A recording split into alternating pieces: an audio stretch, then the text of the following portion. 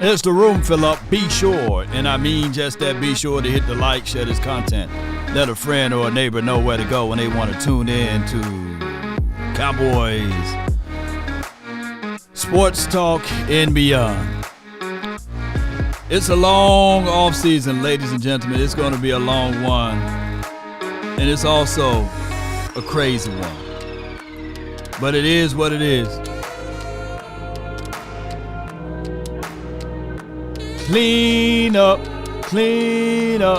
everybody, everywhere. Clean up,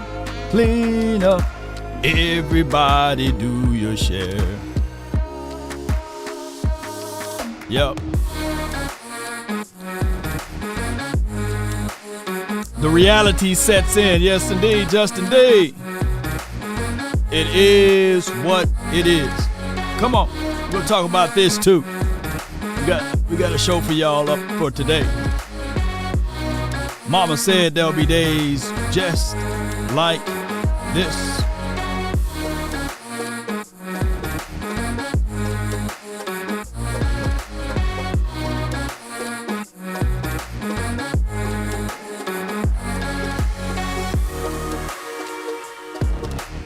Five, 4, 3, 2, 1.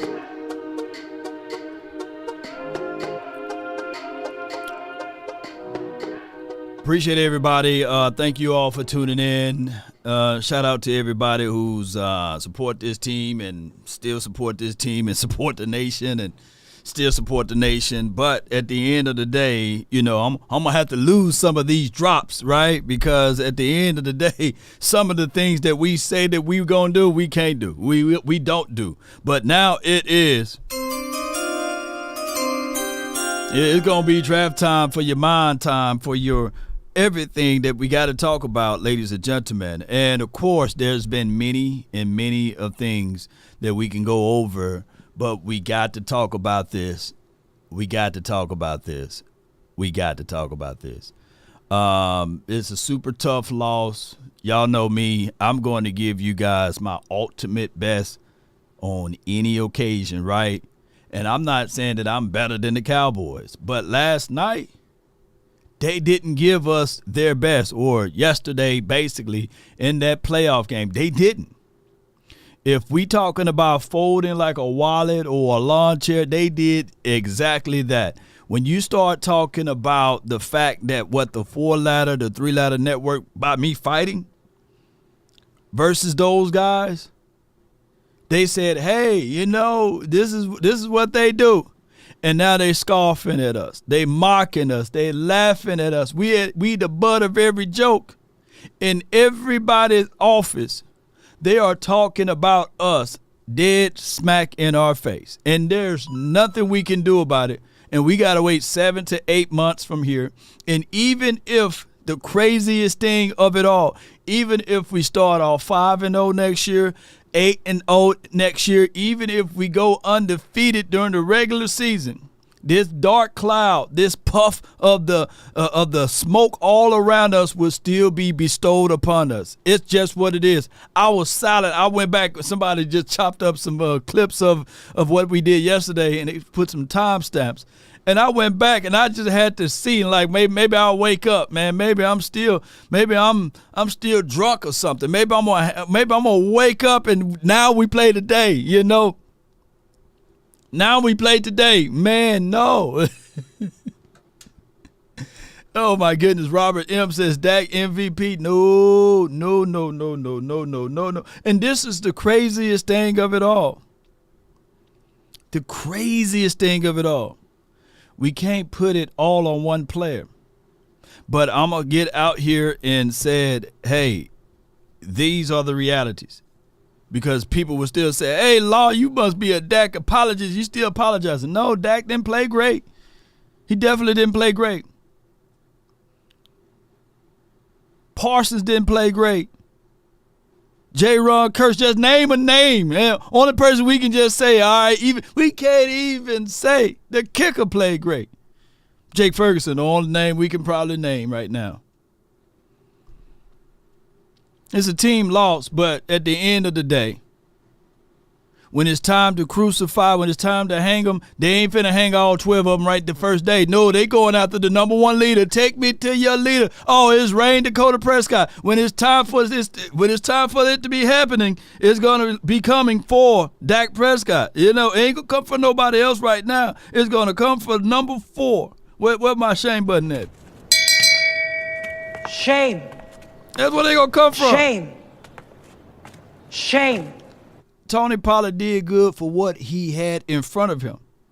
But this ain't a campaign to pay Tony Pollard. What? Did Tony Pollard did exactly what Aaron Jones did? No, sir. Tony Pollard did exactly what he's supposed to do in this game. I can't fault Tony Pollard. Even with the scheme that they tried to put together, it looked very vanilla, baby. It looked very vanilla, man. I'm sitting like, come on, Mike. Come on, Mike. And my guy, C. Dangerous Lamb, come on, man. Are you not entertained? Are you not entertained? So with that being said, last I checked, we were at the crib. It was a home game for us. Was it a home game or an away game for us? Was it a home game? Can somebody let me know? Did we play in Arlington? Did the snow kind of creep inside? Could we just let the top back, Could we open up the roof or something? Jerry, can you do that for us, man?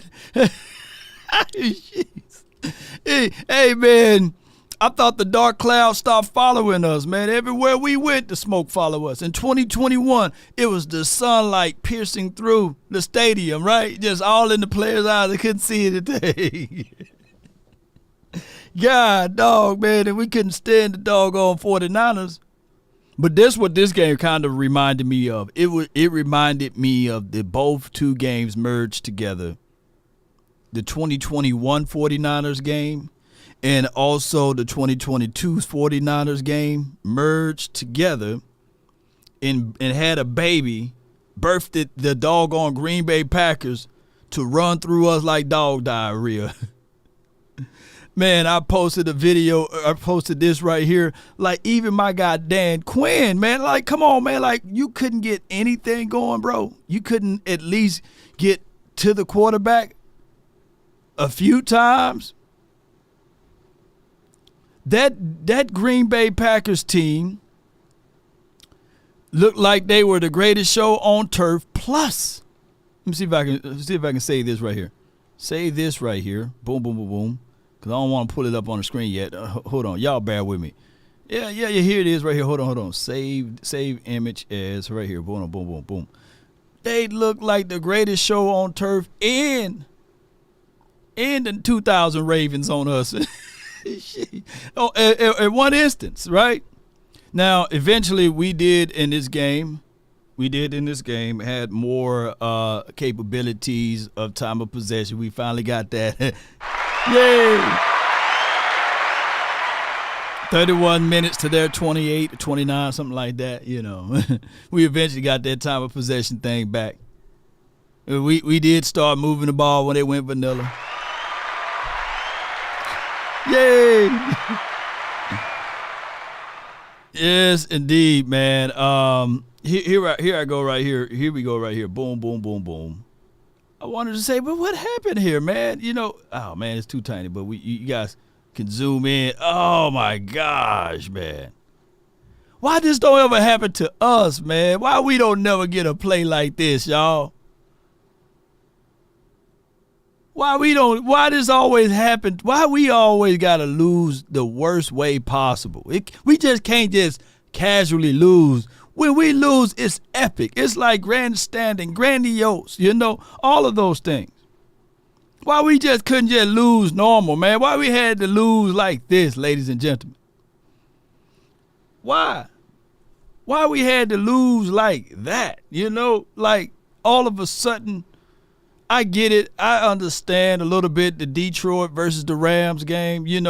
They looked like they were competitive a little bit into that mixture, right?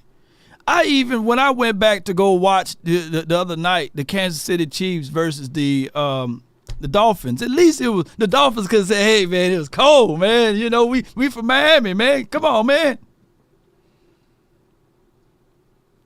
How is this? And this, you know, I don't feel like, because I can't go back and rewatch it again, ladies and gentlemen. But this wasn't even the first time, you know. This was like all game. I'm sitting there like, come on, man. And the INT that Dak Prescott threw or what have you, you know, the other one was a good play on the ball. And I get it, you know. Old boy had his words to say. Jair Alexander said, man, a lot of quarterbacks don't test me, man, but Dak tried to test me twice, and I thank him for it. You know what I'm saying? He's talking all type of Donkey Kong type stuff, man, you know. But what happened to the order of operations that we talked about?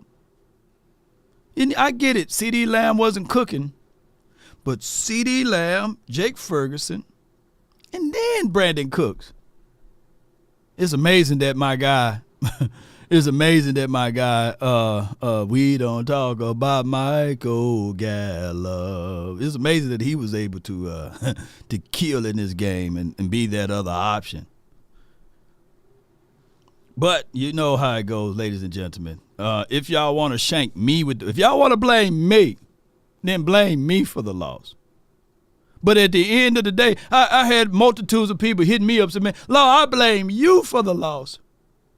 Y'all content creators, y'all do X, Y, and Z, and I blame you like, dog. Well, if y'all want to blame me, then Jerry Jones need to cut me pieces of that check that these players getting right now. You know, I got kids in private school over here. Y'all need to, and we got what we call over here property taxes higher than giraffe. You know what? So go ahead, Jerry. You owe me some money then. Come on. If y'all want to blame me. Yeah. Right. I want my flowers while I'm living. Yeah. Give it to me now, Jerry. Sure. That's ridiculous. Y'all hold me to a higher standard than the coaching staff, Mike McCarthy, Dan Quinn, Dak Prescott, Tony Pollard, the players that's absolutely on the field.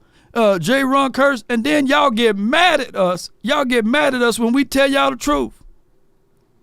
When we say, hey, man, we love Parsons, but, man, let us do the talking, Parsons. Let us be the podcast talks. You know what I'm saying? Hey, we just want you to be on the field, bro. Mike linebacker, man, see hole, hit hole, run, hook to flat. I guarantee you, for whatever thoughts that y'all may have had of Damone Clark, Parsons would have been able to be there a whole lot faster, right? You have Sam Williams, you have Dante Fowler, you have Dorrance Armstrong, you have D-Law that can crash down on the edge. You have all of those boys.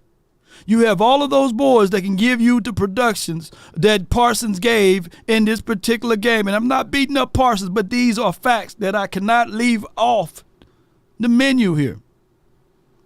These are the truths. And there's nobody that can out-debate me on that. I can book it. You can't. Because I'm quite sure in the hearts of hearts, you guys are knowing, but y'all not saying, but y'all know it, that it's the real truth right here. And the truth shall set you free. For what Parsons was able to do off of that edge, we could have put one of y'all in the chat down there to do that. And I'm not beating up Parsons. But it's all about utilization. Next Gen Stats have it right here. The Packers held Michael Parsons to just one pressure. One pressure on 19 pass rushes. His lowest pressure rate in the game of his career, 5.3%. Parsons had his only pressure come on an unblocked pass rush.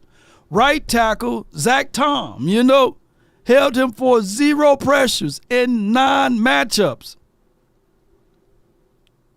I can't make this stuff up, ladies and gentlemen. And I'm not putting the shank or the butter knife on my guy Parsons. I think the world of him, hey, we still, I think I didn't take this sound drop off, but I really want. Let's go, man!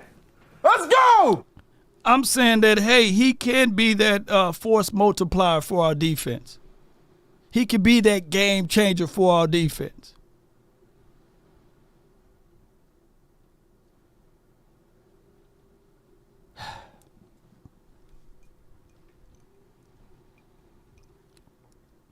But these are the realities of it, man. So you see, the thing is, the craziest thing about the superheroes of this world, Superman don't need the cape, but he got it. Batman needs the cape, and he used it. It's going to be 20 years for somebody to understand the real meaning of what I just said. What we're trying to do is, hey, we got Parsons in a spot that he can't make plays. And by the time y'all realize and understand that, it's going to be situations that you will say, damn, man, that old Law Nation, man, shoot, he was right. He was right. Sometimes, you know, I'm not beating up Dan Quinn. And I said this real truth about this whole situation. We like Dan Quinn. He was, of course, indeed, a step up over Rob Marinelli, which is kudos and credence to him. Let's go, man! Let's go! But at some point, you're going to have to move your weight around and say, hey, I get it. Rashaan Evans, hey, he got hit up with the blunt or what have you in Frisco. Those are areas that you can't roll one tight. You know what I'm saying? Hey, but it's a misdemeanor. Hey, we'll bring him back just for insurance. But getting rid of him and not absolutely making a move for that spot was crazy. That's on the latter part. When LVE went down,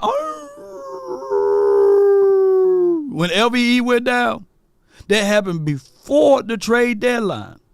You could have said, hey, Jerry Jones, hey, I get it. We got a lot of DBs out here. We got a lot of safeties that can play linebackers, but I'm going to have to get some size in here. And we've been all year long, we've been talking about, hey, and you can ask the ladies, size matters. You know what I'm saying? We've been talking all year long about that. We've been talking all year long about that. Size matters, size matters, size matters, size matters. And not one person was like, hey, man, you know, Dan Quinn, do you think it's time to just tell Jerry to pick up the phone so that we can get some people in here, so we can get some size up in here? Oh, Lord, we're going to be okay. Man, y'all beat me down over that aspect of it. Hey, I was thinking linebacker when Overshawn went down. When Overshawn went down, if sometimes the answer can be right in your face. If he was the rookie in camp making the most noise in camp and he goes down, what you think happened? What was going on with the other guys? How come they wasn't making noise? How come we didn't say, ooh, look at the Damone Clark. Ooh, look at this guy. Why we wasn't saying that? No. It was right in our faces. Now, here's the storyline because, you know, Dak Prescott. Here's what I'm going to say with this. His time as it relates to being the darling of most people in this area, right? It was slim before even the season kicked off.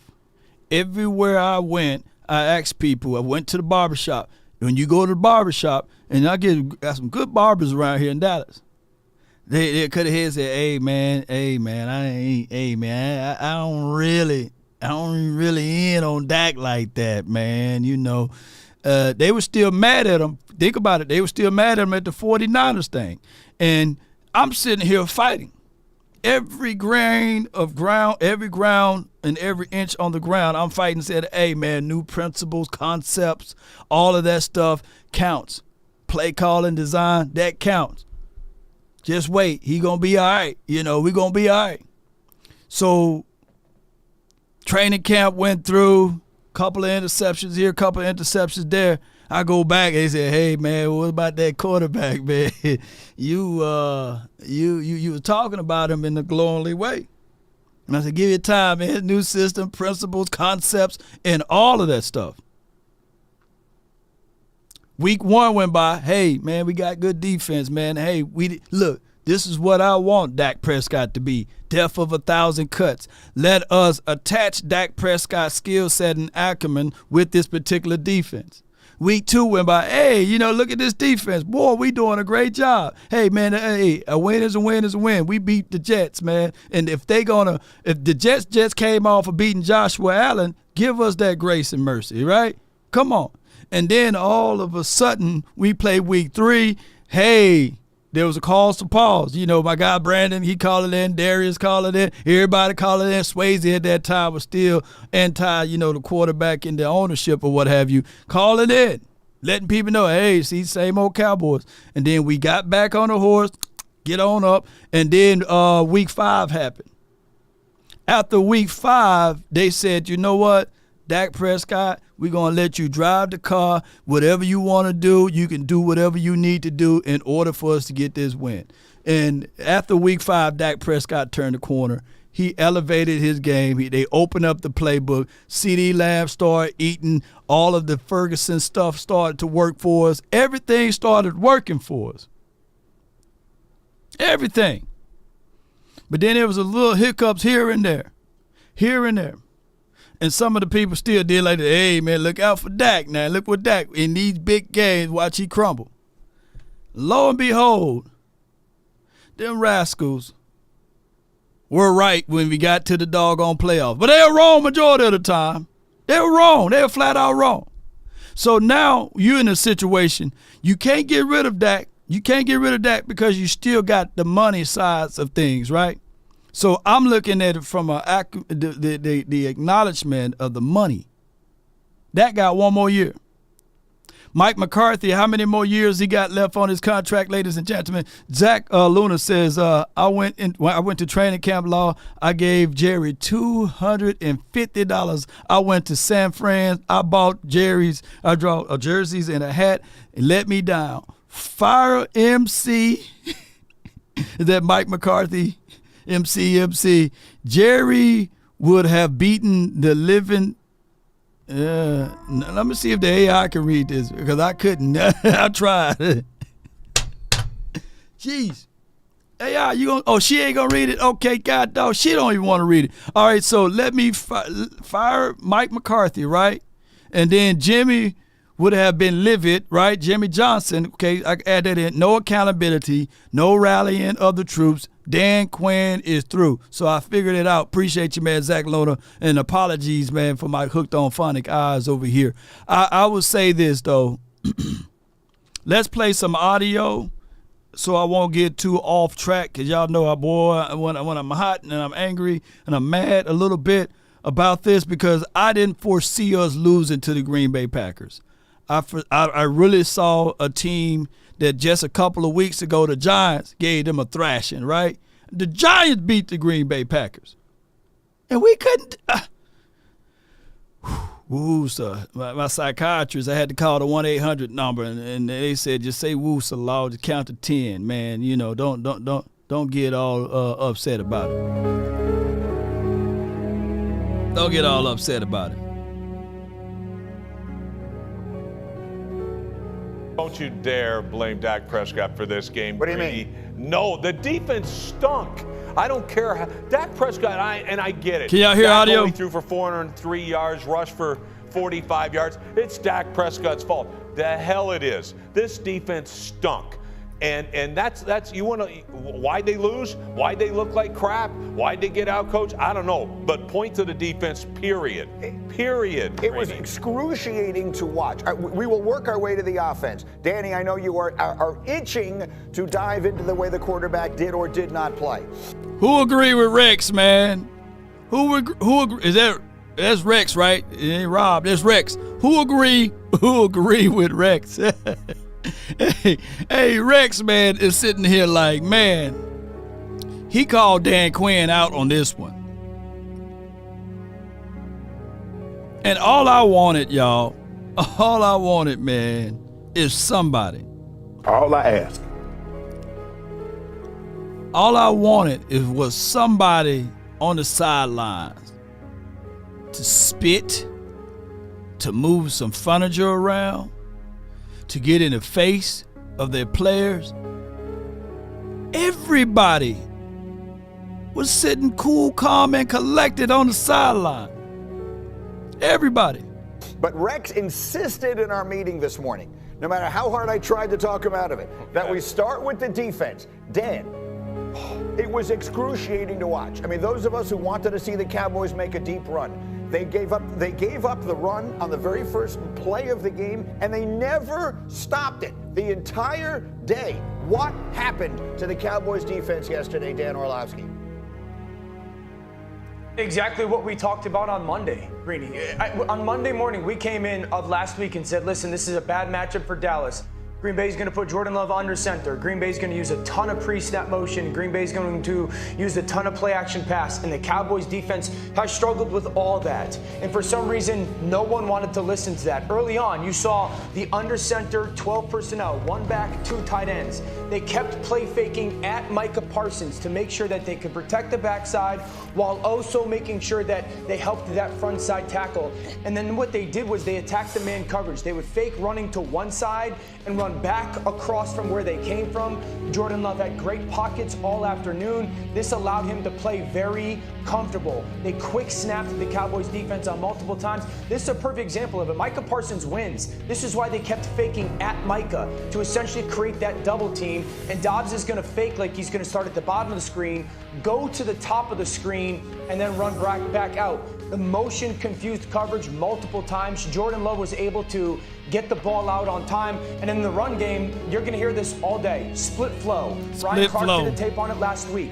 They run zone one way, so everyone blocks one way, and then they take a guy from that area, and then they bring him across. The motion clears the underneath or the second level. They cut the backside. They did this. Give me 1 second here. I'm still building something right quick. In the game, clearly had a plan for him. This was Greeny. Let's not make any mistake about this. Matt LaFleur in Green Bay ran circles around Dallas and Dan Quinn. And Dan Quinn's a great coach. Ran circles around them, okay? So this was an unbelievable plan. Not surprising. If you had listened all season, we talked about this Dallas defense struggles with motion and with play action. Motion and play action, that's eye candy for those who don't know. When you are a undersized team, or you even an undersized person in individual situations, like, and you playing against someone else who's a little bit more bigger, physical than you, what you tend to do or what you try to do is utilize your speed as your advantage. When you use your speed as an advantage, you can get to the point quicker. You can absolutely affect things a whole lot faster. But what happens when they counter that? What happens when they get you sliding one way when it's time for you to go another? Your scheme been compromised. I'm quite sure Floyd Mayweather is a hell of a fighter. He's a hell of a fighter within the confines of indie boxing ring. But I got my guy Choctaw Montana that's probably in the chat. He's 6'7", 255 to 270 pounds. If he's in a ring with Floyd Mayweather, Mayweather may get a few hits on him. But as soon as my guy Choctaw grab him, it's over with. It's over with. I know for sure, even me, fighting Shaq, I probably give Shaq a few hits here and there. But as soon as Shaq grabbed me, it's over with. You know, it's FBI, open up! It's done. I'm done. I'm through. So you got to stick and move. You got to hit and move. You got to be able to get to the point before he get to you. So at the end of the day, Micah Parsons, I'm saying most of y'all are saying that he's a one-trick pony. No. Go back to what I said. Batman and Superman both got capes. Superman don't need one. Let that sink in. It's how you utilize and use your weapons. Fred Warner is a damn good linebacker. Parsons, in every account of his draft status or draft quote, you would draft Michael Parsons 9 times out of 10 over Fred Warner if you know how to utilize and use Michael Parsons. And I'm not beating up Michael Parsons, and I'm definitely not beating up Fred Warner. But watch how they utilize and use Fred Warner. I think Green Bay got to play the doggone 49ers next week. Watch them, how they utilize their weapons. Law, could Fred play off the edge? Hell yeah. He could probably bend around the corner. He could probably give you 7 to 8 sacks a season. But he's not utilized and used in that particular portions of his gameplay.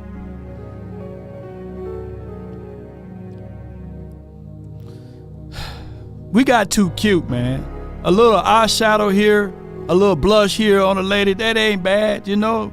But when they pour it all on, hey, you put too much on. No offense to the lady that wear makeup. And they got embarrassed. And more importantly, can't though, wear too I think much they of struggle versus teams that are committed to running the football. Yeah. And to me, they got destroyed on first down. They gave up 9.5 yards on first down. Like, it's crazy. The first drive of the game, this is fantastic. 75 yards. 8 rush attempts, by the way, in this first drive. Right. They did everything they wanted. Why, when you run the football, is the play action so deadly? Because everybody, you better play the run. Now they're throwing the ball behind the thing. And the other thing, too, is why is it important? When you run the football, look at the protection on some of the, here's a little screen pass here, but when you run the football and you run play action, it helps your protection. And that's where Green Bay was a protection-first team. They absolutely destroyed them. They absolutely outcoached Dan Quinn. By the way. Hold on, before he go into this point right here. Before he get into this details right here, and I appreciate everybody for watching. But hear ye, and hear ye.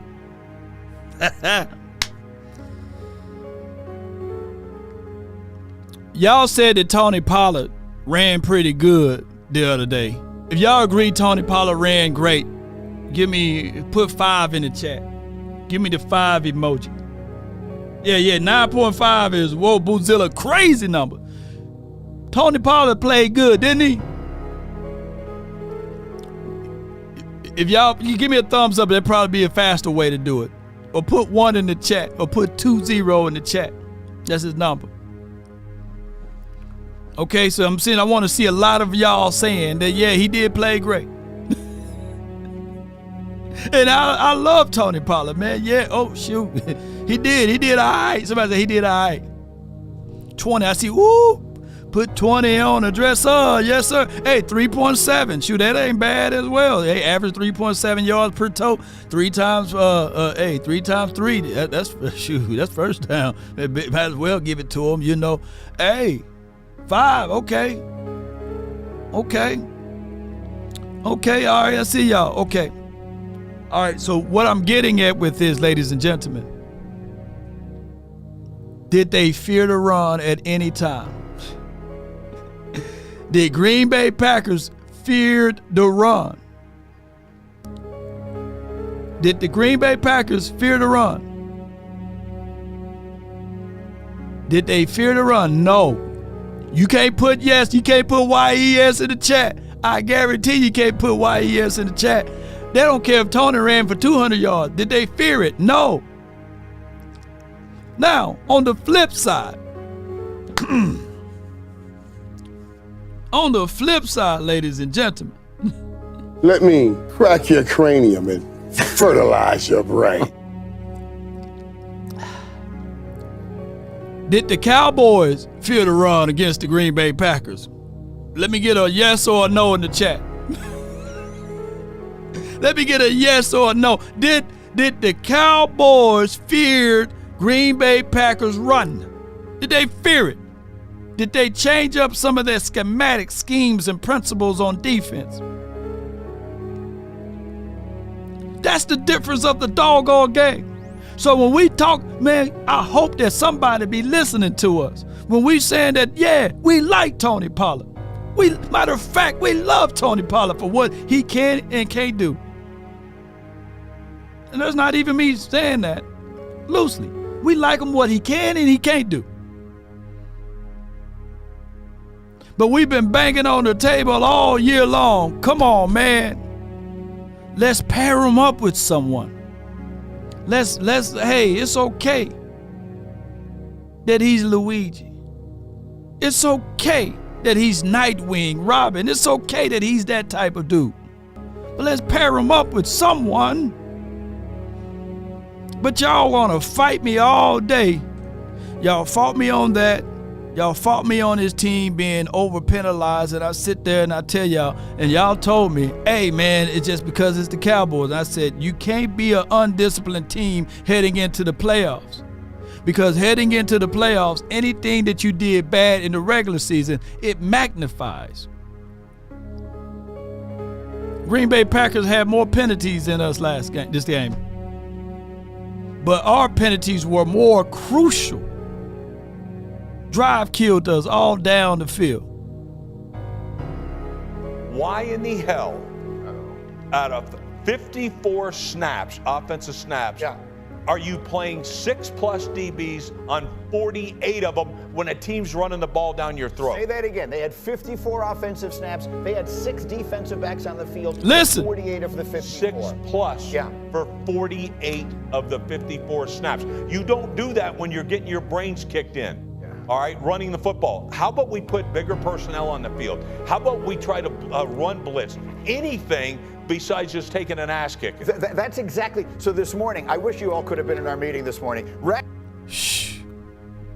That dime for your mind. Man, listen to Rex, man. They gonna go over people's head, man. They gonna be like, nah, man, we could have thrashed the Green Bays, man, with that defense, man.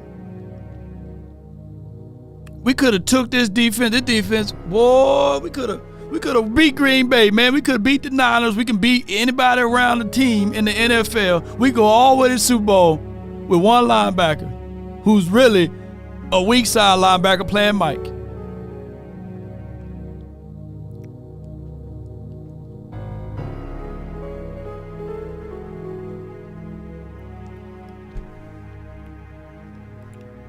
Sanjay says, I appreciate you. We thank you.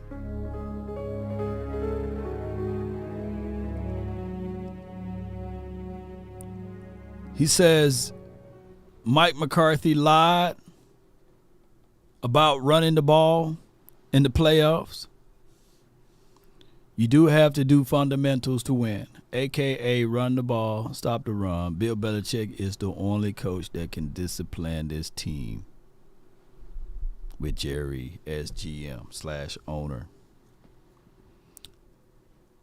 When Jimmy retired and left the NFL, he had got a call from Bill Belichick. True story.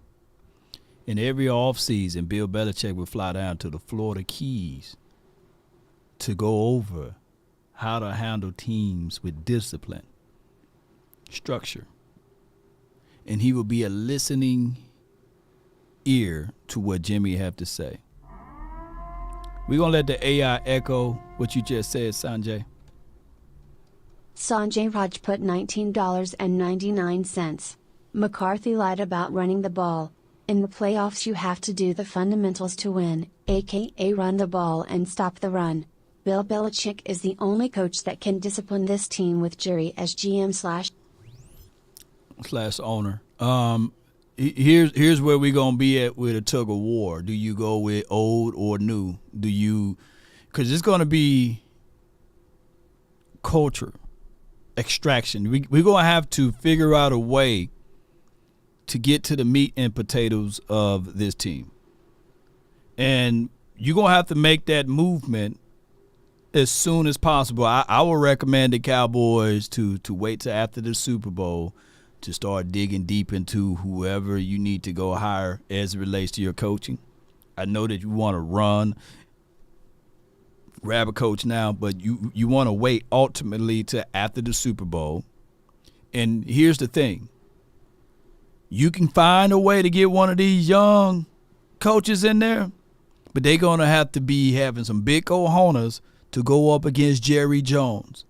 They're going to have some confidence within the confines of themselves to handle Jerry.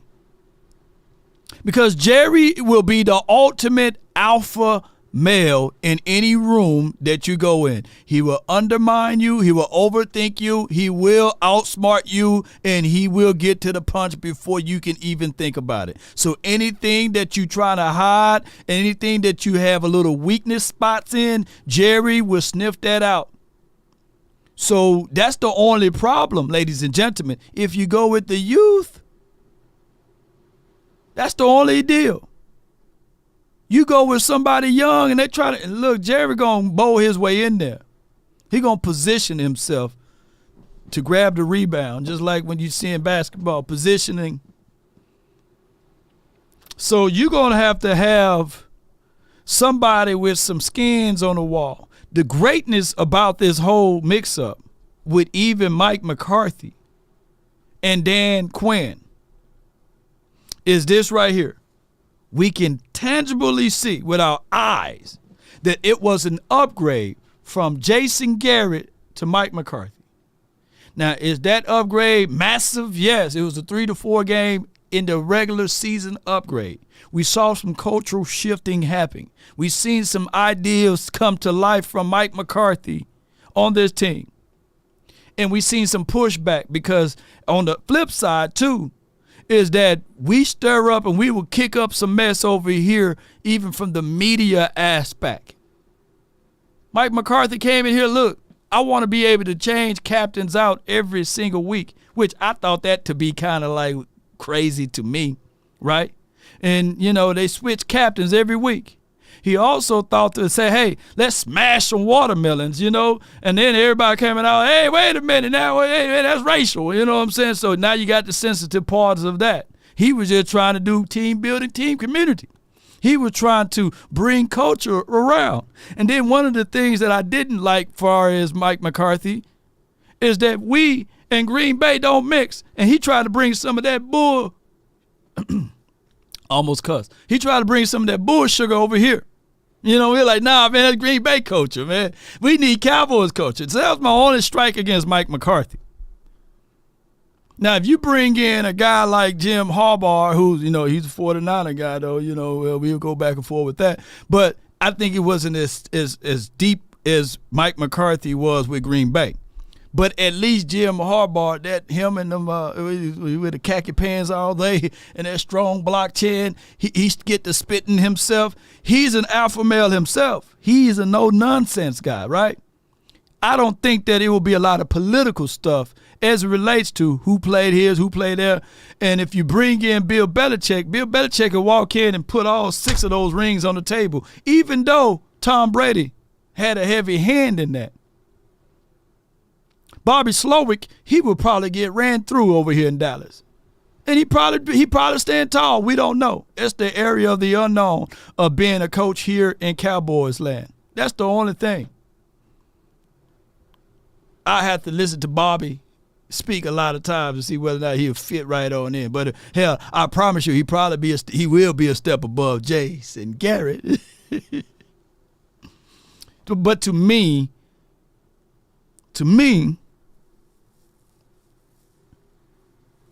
my option would be either, if you talk about complete cultural change, right? You would have to tell Bill Belichick who else can he provide himself with, right? Mike Verbal. They say, hey, Bill Belichick plus Mike Verbal. They come in and they'll rip the whole culture around, right? Bill Belichick plus a young guy, you know. And the craziest thing, there's no salary cap as it relates to coaching, right? You can really pretty much do that too. You can work that angle. You can work that angle. And you know, a lot of people thought that I was agreeing with this dude. I don't agree with prime time, but let me listen to some of these things he was saying. Hey, what's up, Cowboys fans? I just want y'all to know I am not going to laugh at you. I'm not here to make fun of you because honestly, I feel bad for you. And I want you to know that this is a safe space that you can express all your frustrations about what you just watched and what you've been dealing with for the past 28 years. The bottom line is, guys, I hate calling for coaches' jobs because this is not what I do, but it's got to be the coach. You guys have had 3 consecutive 12-win seasons, nothing to show for it. It's been 28 years since you made a conference championship game. It's been 28 years since you won a Super Bowl. And you've had 12 consecutive playoff appearances without advancing to a conference championship game, which is the longest in NFL history. Unbelievable. True. A lot of people are saying that you guys should go get Bill Belichick as your next head coach. Because we all know that Mike McCarthy stuff was packed before this game. You better rag on Mike McCarthy right quick. And somebody would say, hey, man, just let Mike and Dak phase out, let them do this one more year, and then, you know, elevate Al Harris and let's do this lame duck coaching thing again. And then the whoever we draft or Trey Lance season or Cooper Rush season can kick off in 2025. But here, that's a whole nother storyline. He's about to say we should bring in Deion Primetime Sanders. To a degree, I like Deion, and I have a slight dislike for Deion too. You know, couldn't stand him. To this day, he owe us a Super Bowl. By the way, he owe us another one because he still PI'd my guy, the playmaker. You know what I'm saying? He did. He PI'd my guy. But then the next year he was here, and believe it or not, he was the last guy that was on his team to win the Super Bowl with us, right? So it would be kind of crazy for him to come back to coach on this team. And he elevated my school, my alum, D. Jackson State University. And then he did what any father would do in support of his kid and play it off and say, well, I'm going to go to Colorado. I did my job at Jackson State, and he went to Colorado so that his son, Shadora, can get some acknowledgement or what have you. Did they finish dead last? They finished dead last in the Conference of Colorado, right? But we can see without skills of talent, all of that coaching stuff that you still can't make it far. You're still going to have a team around you. And I'm looking at what Prime will be able to bring if we're looking at it from the outside in or from the objective aspect of it. He would at least bring in some dogs. You will have some dogs on the defensive side. You will have the free agency. People on the free agent market, they'll say, man, I will play less to play with Prime. And that's not even for debate. People will literally get paid less to play here in Dallas. There will be some uniform changes. There will be some stuff that's moving around and all of that stuff. So to a degree, from a cultural aspect, Prime will bring that. He will bring that. But if Prime can go anywhere, he can go to Roll Tide. He can go to Alabama. Yes, indeed. Yes, and Cowboys says Prime is still learning, right? So he will be the guy that you will bring in, and then you will have to do the same thing with Bill Belichick. Add pieces around him. And that will new uniforms with 4 wins from Daz. But here's the thing, though, with Prime over there in Colorado. It's not like people acting like they had a well-souped-up roster there. No, they was in building phases, and I think that they won more games than they won previously. So that was an increase, not a decrease for their organization and franchise. So that's just for what it is. All right, let's listen. Was already over. His office, empty. He gone. But I know who you need. You need Coach Prime. That's right, Deion Sanders, Coach Prime. Coach Prime knows how to win in Dallas. He knows what it takes to have a championship mindset. He knows how to hold his guys accountable, and he is a culture changer. Look at what he did at Jackson State, going 27-6. Completely changed the Jackson Fair, I love my Jackson State, oh dear. Culture there at that HBCU. Then he goes to He Colorado stayed and there, he changes the mindset there. And it's not just that. Coach Prime is also going to bring you your quarterback of the future. Yeah, that's right. Shadir Sanders. And I'm a Dak guy. I love his game. I think the Cowboys can win a Super Bowl with him. But if Coach Prime becomes the head coach, you better believe he's trying to go get his son to come with him. And if the Cowboys have an opportunity to draft that young man, oh, they certainly are. Dak can take Shedeur under his wing. Man, God dog it, man. I knew this was going to happen, boy.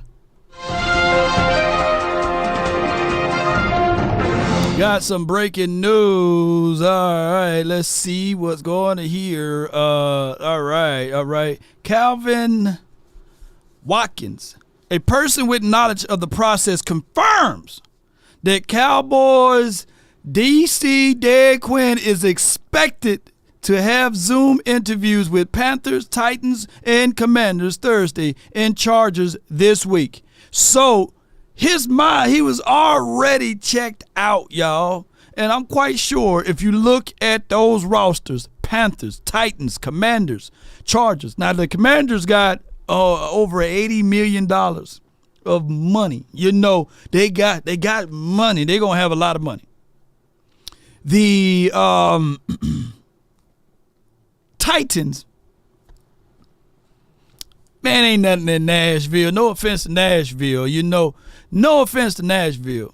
But if I'm Dan Quinn, the defensive coordinator, I'm going to L.A. to live and die in L.A. Man, I'm telling y'all, Dan folded. He checked it out of this thing, man. I'm going to sunny California. You know, I'm going to doggone L.A. They got some guys. They got Khalil Mack. They got Bosa. They got the young kid. They got weapons. Derwin James. They got one of their guys got hurt. J.C. Jackson got traded back to the Patriots. But what's the other kid? What's his name? What's his name, y'all? We wanted to draft him. And what's his name? Sante Samuel. They got him. They got Herb on offense too. Right? They got some stuff on offense that they can put together. Hey, say for what it is. Did they fire Kellen Moore yet? Shh. This week will be the week he interviewed. Next week or the week after next will be the day he announced that he's got the job or what have you over there. I don't foresee, not Parsons, but I don't foresee Dan Quinn staying here. Now, it could be some more stuff. Breaking news, the Cowboys traded Michael Parsons to the Chargers for Derwin James and Bosa. And they received 2 first-round draft picks in an NBA type of trade for Michael Parsons. What would y'all say then? Michael Parsons now reuniting with Dan Quinn. What would y'all say then? Would y'all take Derwin James and Bosa and 2 first-round draft picks for Parsons to go to the Chargers, man? Y'all say, man, nah, that won't be right, man. Let me see what y'all say. Nah, man. Nah, come on now. Y'all wouldn't get rid of Parsons like that. You know, hell yeah.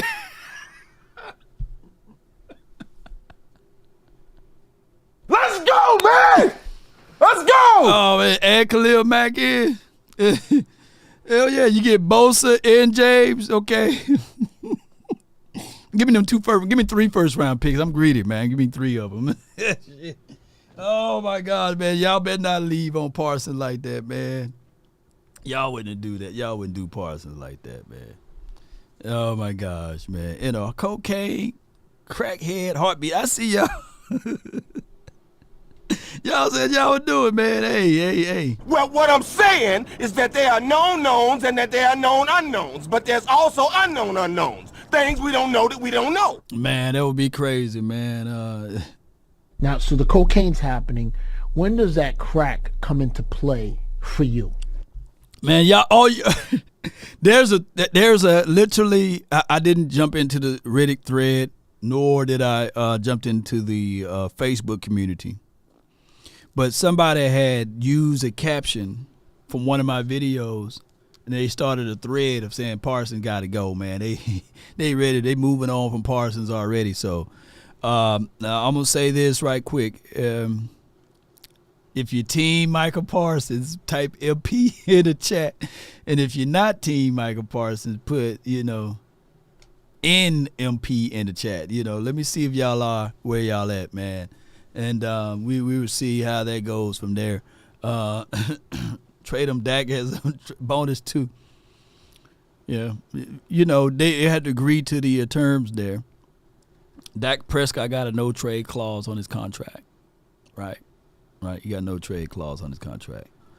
Okay, boy, I would never ever think in my day that I've seen people say not team Michael Parsons, boy. Hey, it's just what it is, man. Hey, man, sometimes It's an evil world we live in. that's just what it is. Just unpopular opinion, I would say this. The way Dan Quinn utilized Michael Parsons is he thought that in order for Michael Parsons to be Michael Parsons, he needed a cape. Superman don't need a cape, dog. You didn't have to put the cape on Parsons. You could have literally utilized him differently. Now, impressions are everything, and I've never seen, like, culture is everything too. And I could be 1,000,000% wrong, but I have really never seen like the Ravens teams during that era allow 40-some points. Even if you say, okay, of course the score was like 48, but we just take away the pick six that Dak Prescott gifted the doggone team, right? He said, hey, here you go. I want to make sure I throw a touchdown to the green team. Even if you take that away, still 40 $10. points. If the Cowboys are going to walk on my heart, the least they can do is take off their shoes. DC4L, great show. Take off them shoes. Not the one who made the rules, right? Do it left, do it right, do it left, do it right, do it. All right, so most of y'all will let me play this one because I haven't heard this video, but I just thought that I would get one of the greatest running backs of all time, thoughts on it, Yeah. He got the full beard on here. Okay, yeah, he got the same beard, just blacked in. Let me see what he gonna say. Check the refrigerator right there.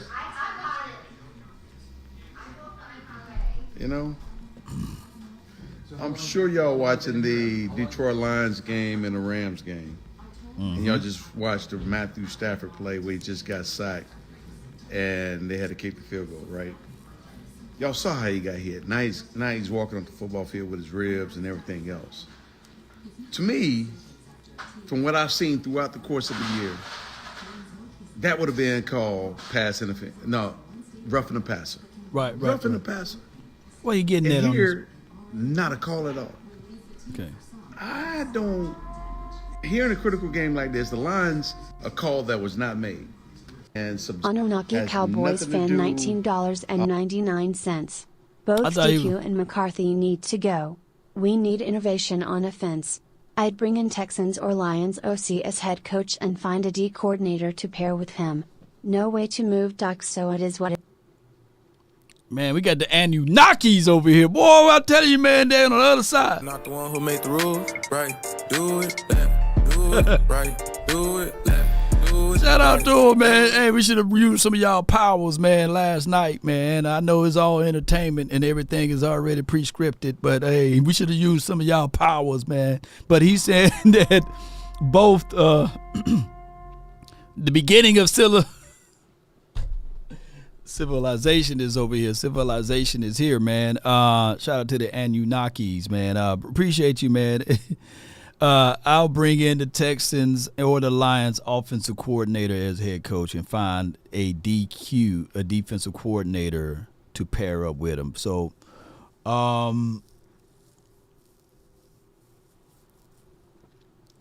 we can't shoot these young guys in the foot But what you can do is at least bring them in for a cup of coffee. And if there's no salary cap, if I'm a billionaire, let's say I'm a billionaire. Let's say Law Nation's a billionaire. I own the Dallas Cowboys, and I'm 82 years of age, right?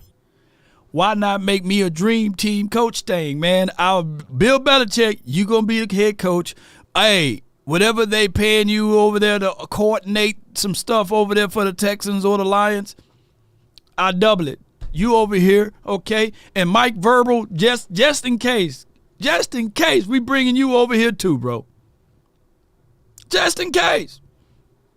Who gonna say no to that? I'm a billionaire with a B. We establish culture or what have you. You know, I don't know, man. We just try to figure things out. Not the one who made the rules, right? Do it, left, do it, right, do it, left, do it, right, do it. Bring Jimmy back. How old Jimmy? Jimmy got to be 81, 82 himself. Bring Jimmy back. JD from DC says, great composure last night, Law. I'm not a day one with Law, but I'm forever a JD from DC. Appreciate you, man. Not the one who made the rules, right? Do it, left, do it, right, do it, left. Appreciate you, JD from DC, man. I thank you, man, for turning the corner and being with me, bro. Sanjay says it was Will McClay that stood on the table for Mozzie Smith, Clark, and Bell. He needs to feel some heat as well.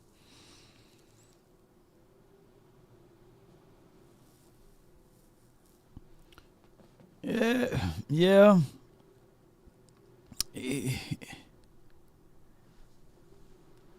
Yeah, Sanjay. The only thing is that can give us a little grace and mercy with Will McClay is, do you, my friend,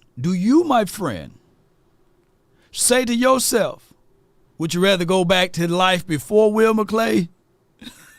That's the only thing is, because without Will McClay, we've seen and we know what this team will do as it relates to their prospect pickings, you know. Shoot. But, you know, we'd have been having multitudes of David LaFleurs out here. But yeah, I give it what you said, bro. Yeah, he going to have to fall on the sword with this. DJ Chris Cruz says, a leader is the lid that determines a person's levels of effectiveness. We missing leadership. Not the one who made the rules, right? Do it, left, do it, right, do it, left, do it, right, do it. No doubt. Yeah. Oh, my goodness, man. God dog, boy. Nobody Clark in the building. does it better. Now, based off the rules, man, I ain't going to be able to take a shot. But I'm going to tell you right now, I thank you for your support, and we're going to let the AI speak on it, too. Mark Clark, $100. Good season, Law Nation. You put in good work. Law. Look at them, Law. Look at this, Law. Appreciate you, Mark. Law. God, dog. Law. I thank you so much, man. Law. I appreciate you, man. I thank you so much. Law. Not the one who made the rules, right? Do it, left, do it, right, do it, left. Appreciate you. Salute to Emmett. I thought he was going to speak on the Cowboys, but I got a legend, a Hall of Famer that's going to speak on this right quick. And look at his face. I need to do a blood test with him and Bubba Dub because they kind of look very similar. Have you ever seen Bubba Dub? Trash. Don't he kind of favor Mike? Y'all got some DNA stuff that y'all need to take. Every damn where, all across this country, all across the league, they stood up to defend their city and defend their team, except in the city that deserved it the most, except the team that's most recognizable and deserved it the most. What do you do when all you have don't understand what they have? Look at that pause. When I got here, I understood the men before me. They built the Dallas Cowboys. They made this America's team. They put a championship on the table before I got here. My job while I was here is to match what they have done because they built it. They handed it to me. Put my damn championship on the table. That's all we ask. Put your damn championship on the table, and you couldn't do it. All their asses gotta go.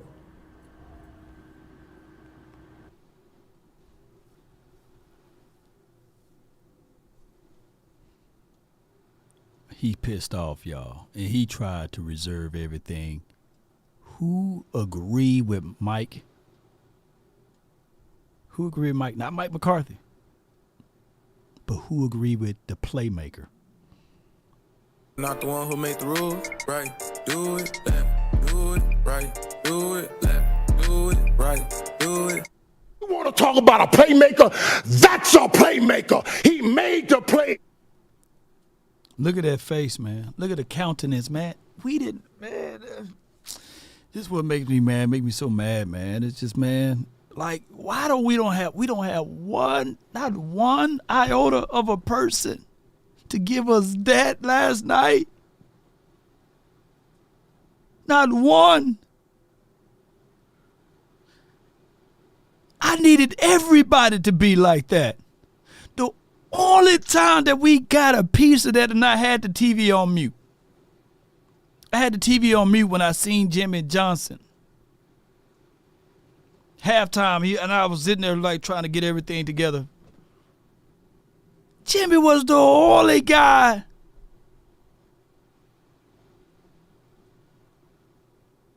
The only guy that gave us a little hope with his halftime speech. And none of the players got a chance to hear it. Only the fans. This hurts to my heart, bro. This hurts to my heart on how much talent we got. And there's no on the field coaching. There's no test to Dak Prescott when he mess it up and F it up. He goes sit on the bench and hold that cantankerous of a head down. And I'm sitting there like, no, pick that head up. We need to have coaching over there. Lift that chin up. Get back out there on the field.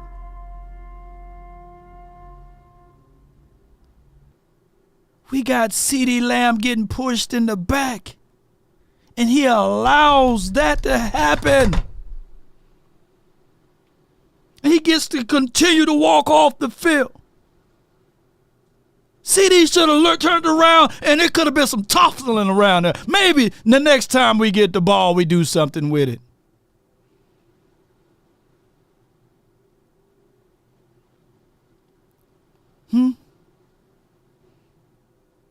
We getting gashed 5 and 8 and 10 yards. They average 9.5 yards per tote. You can tell, man, he about to cry when he get back into the other side off of that camera. He loved his team. He's pissed. And he know he got to go into the den of wolves to talk about this stuff.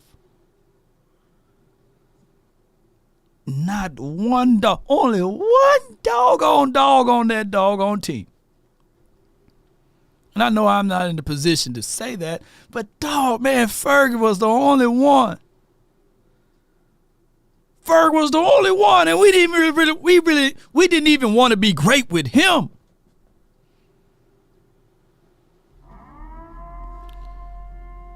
Man, I'm so hot, man. Just listening back to Too him. cool, $49.99. Too cool, Get appreciate off you. Micah, the man is UG and hungry. Doc been here too long, stop making G excuses. He has been here the longest with Lawrence, time for him to go. Doc is not an alpha dog. When they fell behind, you didn't see him. Yeah. Didn't see him do nothing, man. Too cool. My hands like this, man.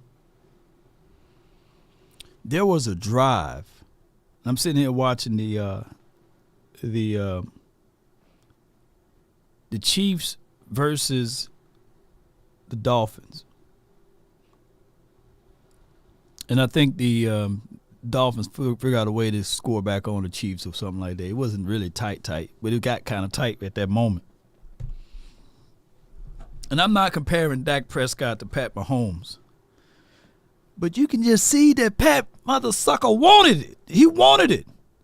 That joker lowered his head inside, pause, smashed it against another defender head to go get that, you know. Pat would literally, in his Kermit the Frog voice, would cuss out a player. Now, granted, of course, he's a 2-time champ, maybe 3 times before it's all said and done. But he wants it. He declares, he decrees it. He demands it. That's the difference. He just wanted it. And he says, hey, what the hell are you doing? I'm going to tell y'all something. Kelsey, he don't have his mind together. He had plenty of drops in that game. He had plenty of mistakes in that game. But when you want a thing bad enough to go out there and fight for it, to work day and night for it, to give up your time, your peace, and your sleep for it, I'm going to continue to try to hit what's not working. He didn't shy away from going to Kelsey. Let me know if y'all didn't see that game. Go back and watch it.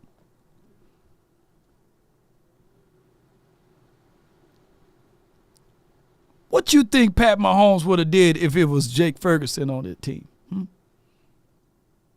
What you think Pat Mahomes would have did if CeeDee Lamb was on that team? He wants it. And I'm not trying to put no shade over any of these players that's on this team. But when you try to make it, let me go back to the playmaker one more time. I watch every damn where, all across this country, all across the league, they stood up to defend their city and defend their team, except in the city that deserved it the most, except the team that's most recognizable and deserved it the most. What do you do when all you have don't understand what they have? When I got here, I understood the men before me. They built the Dallas Cowboys. They made this America's team. They put a championship on the table before I got here. My job while I was here is to match what they have done because they built it. They handed it to me. Put my damn championship on the table. That's all we ask. Put your damn championship on the table and you couldn't do it. Look at that face, y'all.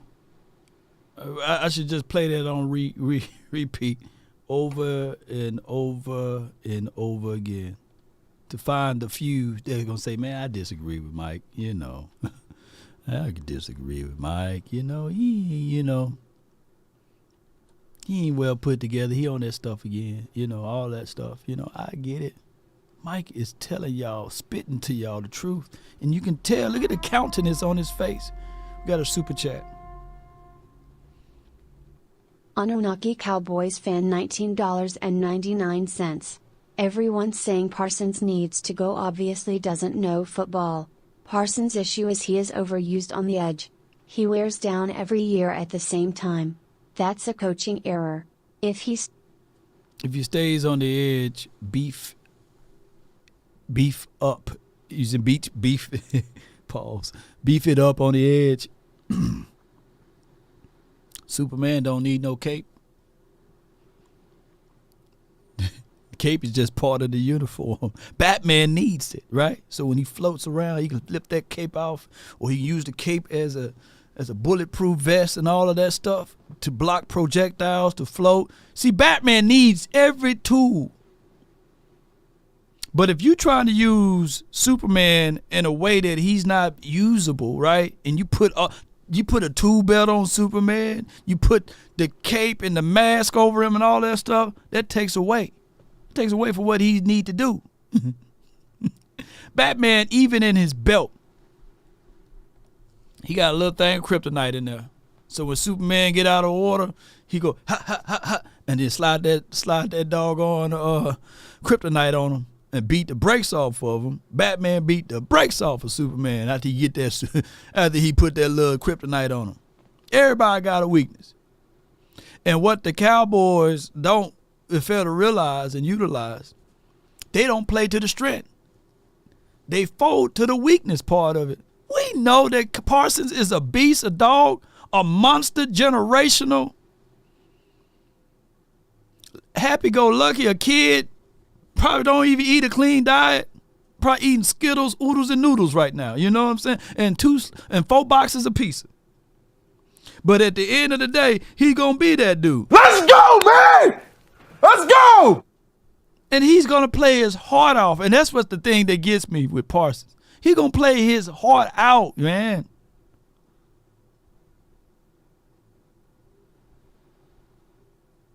But we ain't using him right, man. We could have used him in the middle of that field. And the moment Aaron Jones cut backside, Parsons get there. As long as we got things protected up front, they would get that figure out. But if you want to, if the team, like collectively, if they see that, hey, Parsons, you can't get the maximum out of him, and they can get something in return, then hey, you know, I'll go back to my speech. I was following this team before he was even born, before he picked up a football, right? I'm old enough to be his father, even though he's 2 times bigger than me. I'm old enough to be his dad. Yeah, he can go. My allegiance is not with any of these players that's on this team. I'm older than every single player that's on this team. That doesn't mean that, hey, I know more than them. But for dogged, I've been rooting for this team longer than them, you know. So my allegiance is not tied to the players. It's tied to the Dallas Cowboys. And if we can win, getting rid of one of the better players and get something in return, lo and behold, sayonara. But what I don't want to see is us holding on to a player for so long, and it's time for them to go, we get nothing back in return. That's been my thought track since day one. We got to get something off of it. Y'all fail to realize Herschel Walker was the best player on the team in 89. Or 87, or 88, whatever it was. I'm getting old. But he was the best player. They said, let's get rid of him. And all of the things that they got, they didn't even use those. Believe it or not, they didn't use that. They didn't use that. They said, well, shoot, we don't need them players. Man, we could just use the draft picks, you know. That's what they did. But he going to have to pick a side, man. Because perception is reality. And we already the most talked about team, the most visible team. And for you to open your mouth on a podcast, guess what? That come with the territory. Come with the territory. That's just how it is. You're gonna have the split. There's to this day, there's a third of people, or there's a split people that agree with Skip Bayless. Make that make sense. Oh man, Skip Bayless be telling the truth, y'all. Yeah. There's people that they agree with Skip Bayless. And there's a lot of people that disagree with him. This is how it is when you talking in these circles, podcasting and beyond. Look, there's somebody just the other day literally think that I control the Cowboys. Like whatever I say, whatever I do, it determines on whether or not they win or lose the game. Right?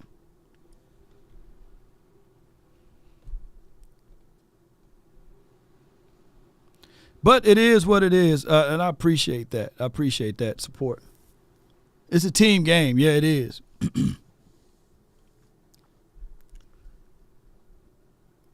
It's a team game, and there's nothing we can do about it. Cultural is the only way you can change it. I got a super chat from Fitzpatrick. States, if you don't show strong, great leadership, the results will always be the same. Yeah. The results will always be the same.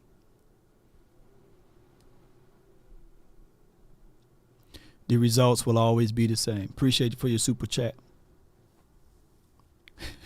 OG said, I blame Dak, Lord, team demise. It is.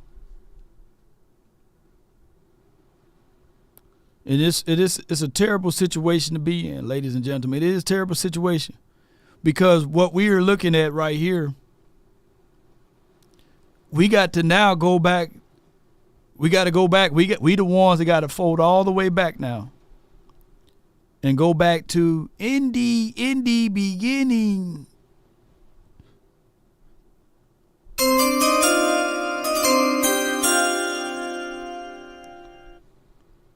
When we look back at this year under review for the 2023 season, Bill Parcells had a famous saying that it takes 2 to 3 years to properly grade a draft.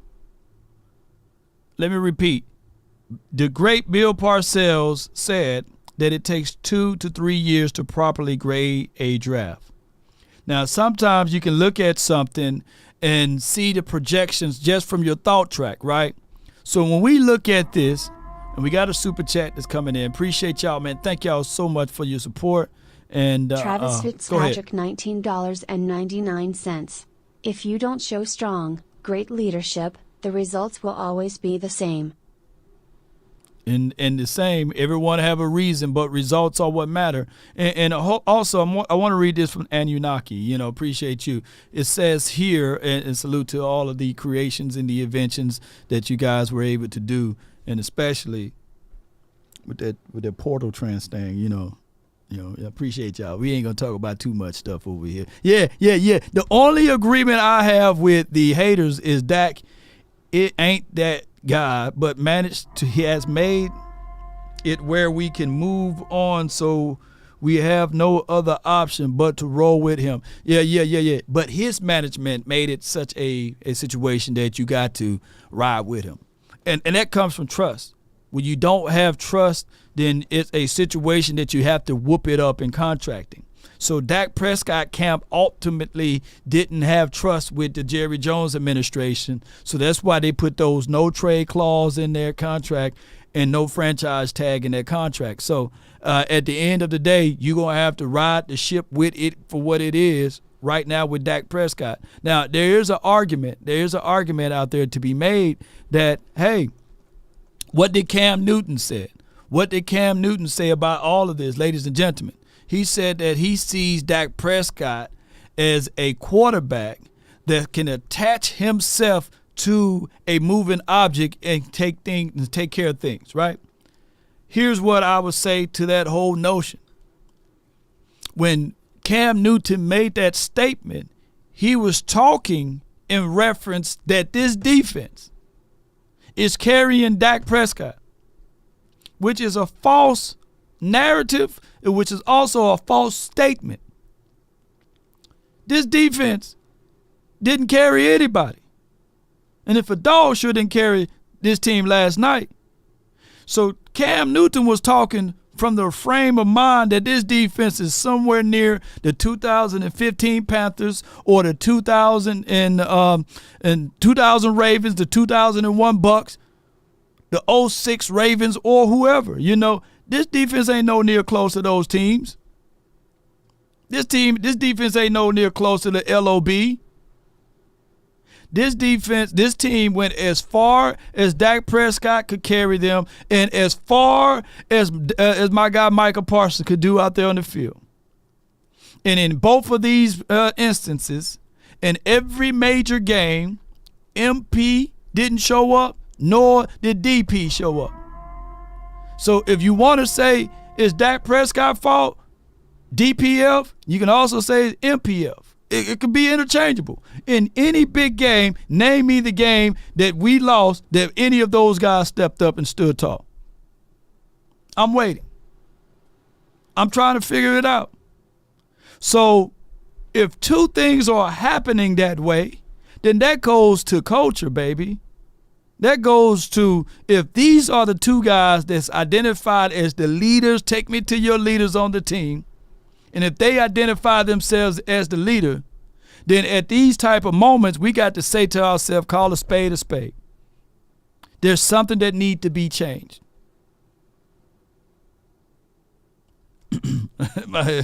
Yeah. He said Michael learned from Dak. I don't know, man. You know, it is what it is. Who do you have any other? Appreciate y'all. All right, so we're going to get over to what I was going to segue into.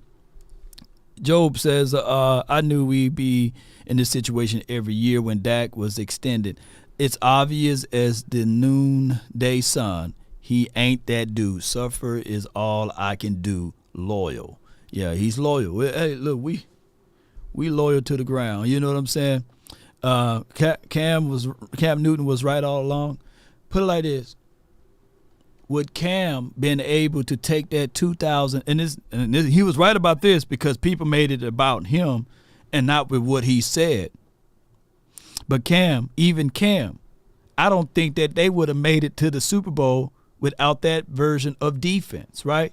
So it goes twofold. I don't think that Troy Aikman, to be 1,000 with y'all, Troy Aikman, he in my eyes, because I didn't get a chance to see Roger growing up playing like that, you know, but in my eyes, Troy Aikman to me is the best Dallas Cowboys quarterback of all time, right? In my eyes, and I could be wrong, right? A lot of people say, nah, Roger, you know what I'm saying? Say, shoot, somebody think Don Meredith, and somebody else think, hey, Danny White, man, let's put Danny White on this team. But I get all of that. And Tony Romo.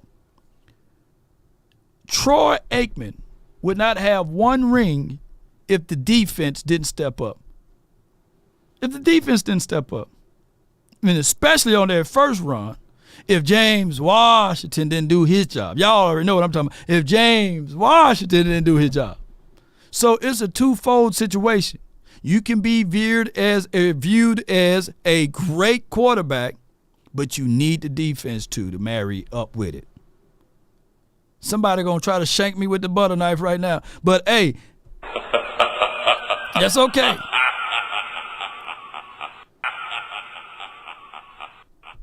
And the pieces of Jim Laws, I know you're a little older. You're a whole lot older than me, so I know you got a chance to see it all. Sorry, Law is Roger, not close. But hey, I'll say this too: if my guy,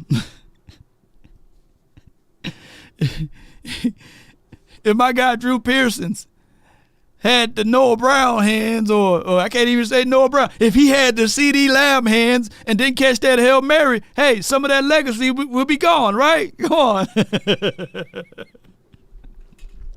But he had to catch that Hail Mary. So it's a twofold situation. We wouldn't even be talking about Drew Pearson, right?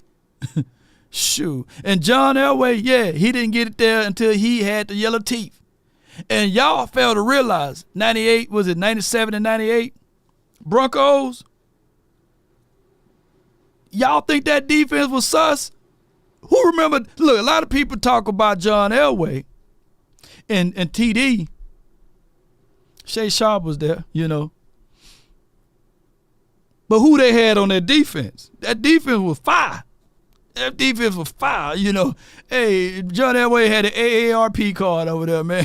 That defense didn't give up 40-some points, and they ran the ball. And John Elway, he was attached to that wagon too. But John Elway did wanted it. He ran right on in. Dan Quinn had money on the Packers. He had to, man. Dan Quinn had some prize picks on the Packers. Just to talk about my prize picks right quick, you know, I had my money on the Cowboys and also Aaron Jones. And every time Aaron Jones see the Cowboys, he averaged about 130 yards on us. So I went with not even the yards, I went with the attempts. And, of course, it paid dividends, and you guys can do the same on prize picks. Just go ahead and download prize picks if you're in the area. And follow my picks, and we $2,000 richer, you know, from going for Stat Pack, Dak Prescott, if y'all want to call him that, and also my guy C. Dangerous Lamb. He barely got there, but we got there, though. That's all that counts, $2,000. You know, I had somebody try to throw some shade at me on this, and I said, hey, wait a minute now, hold on. Jerry can make money on the Cowboys, I can't? Come on, man.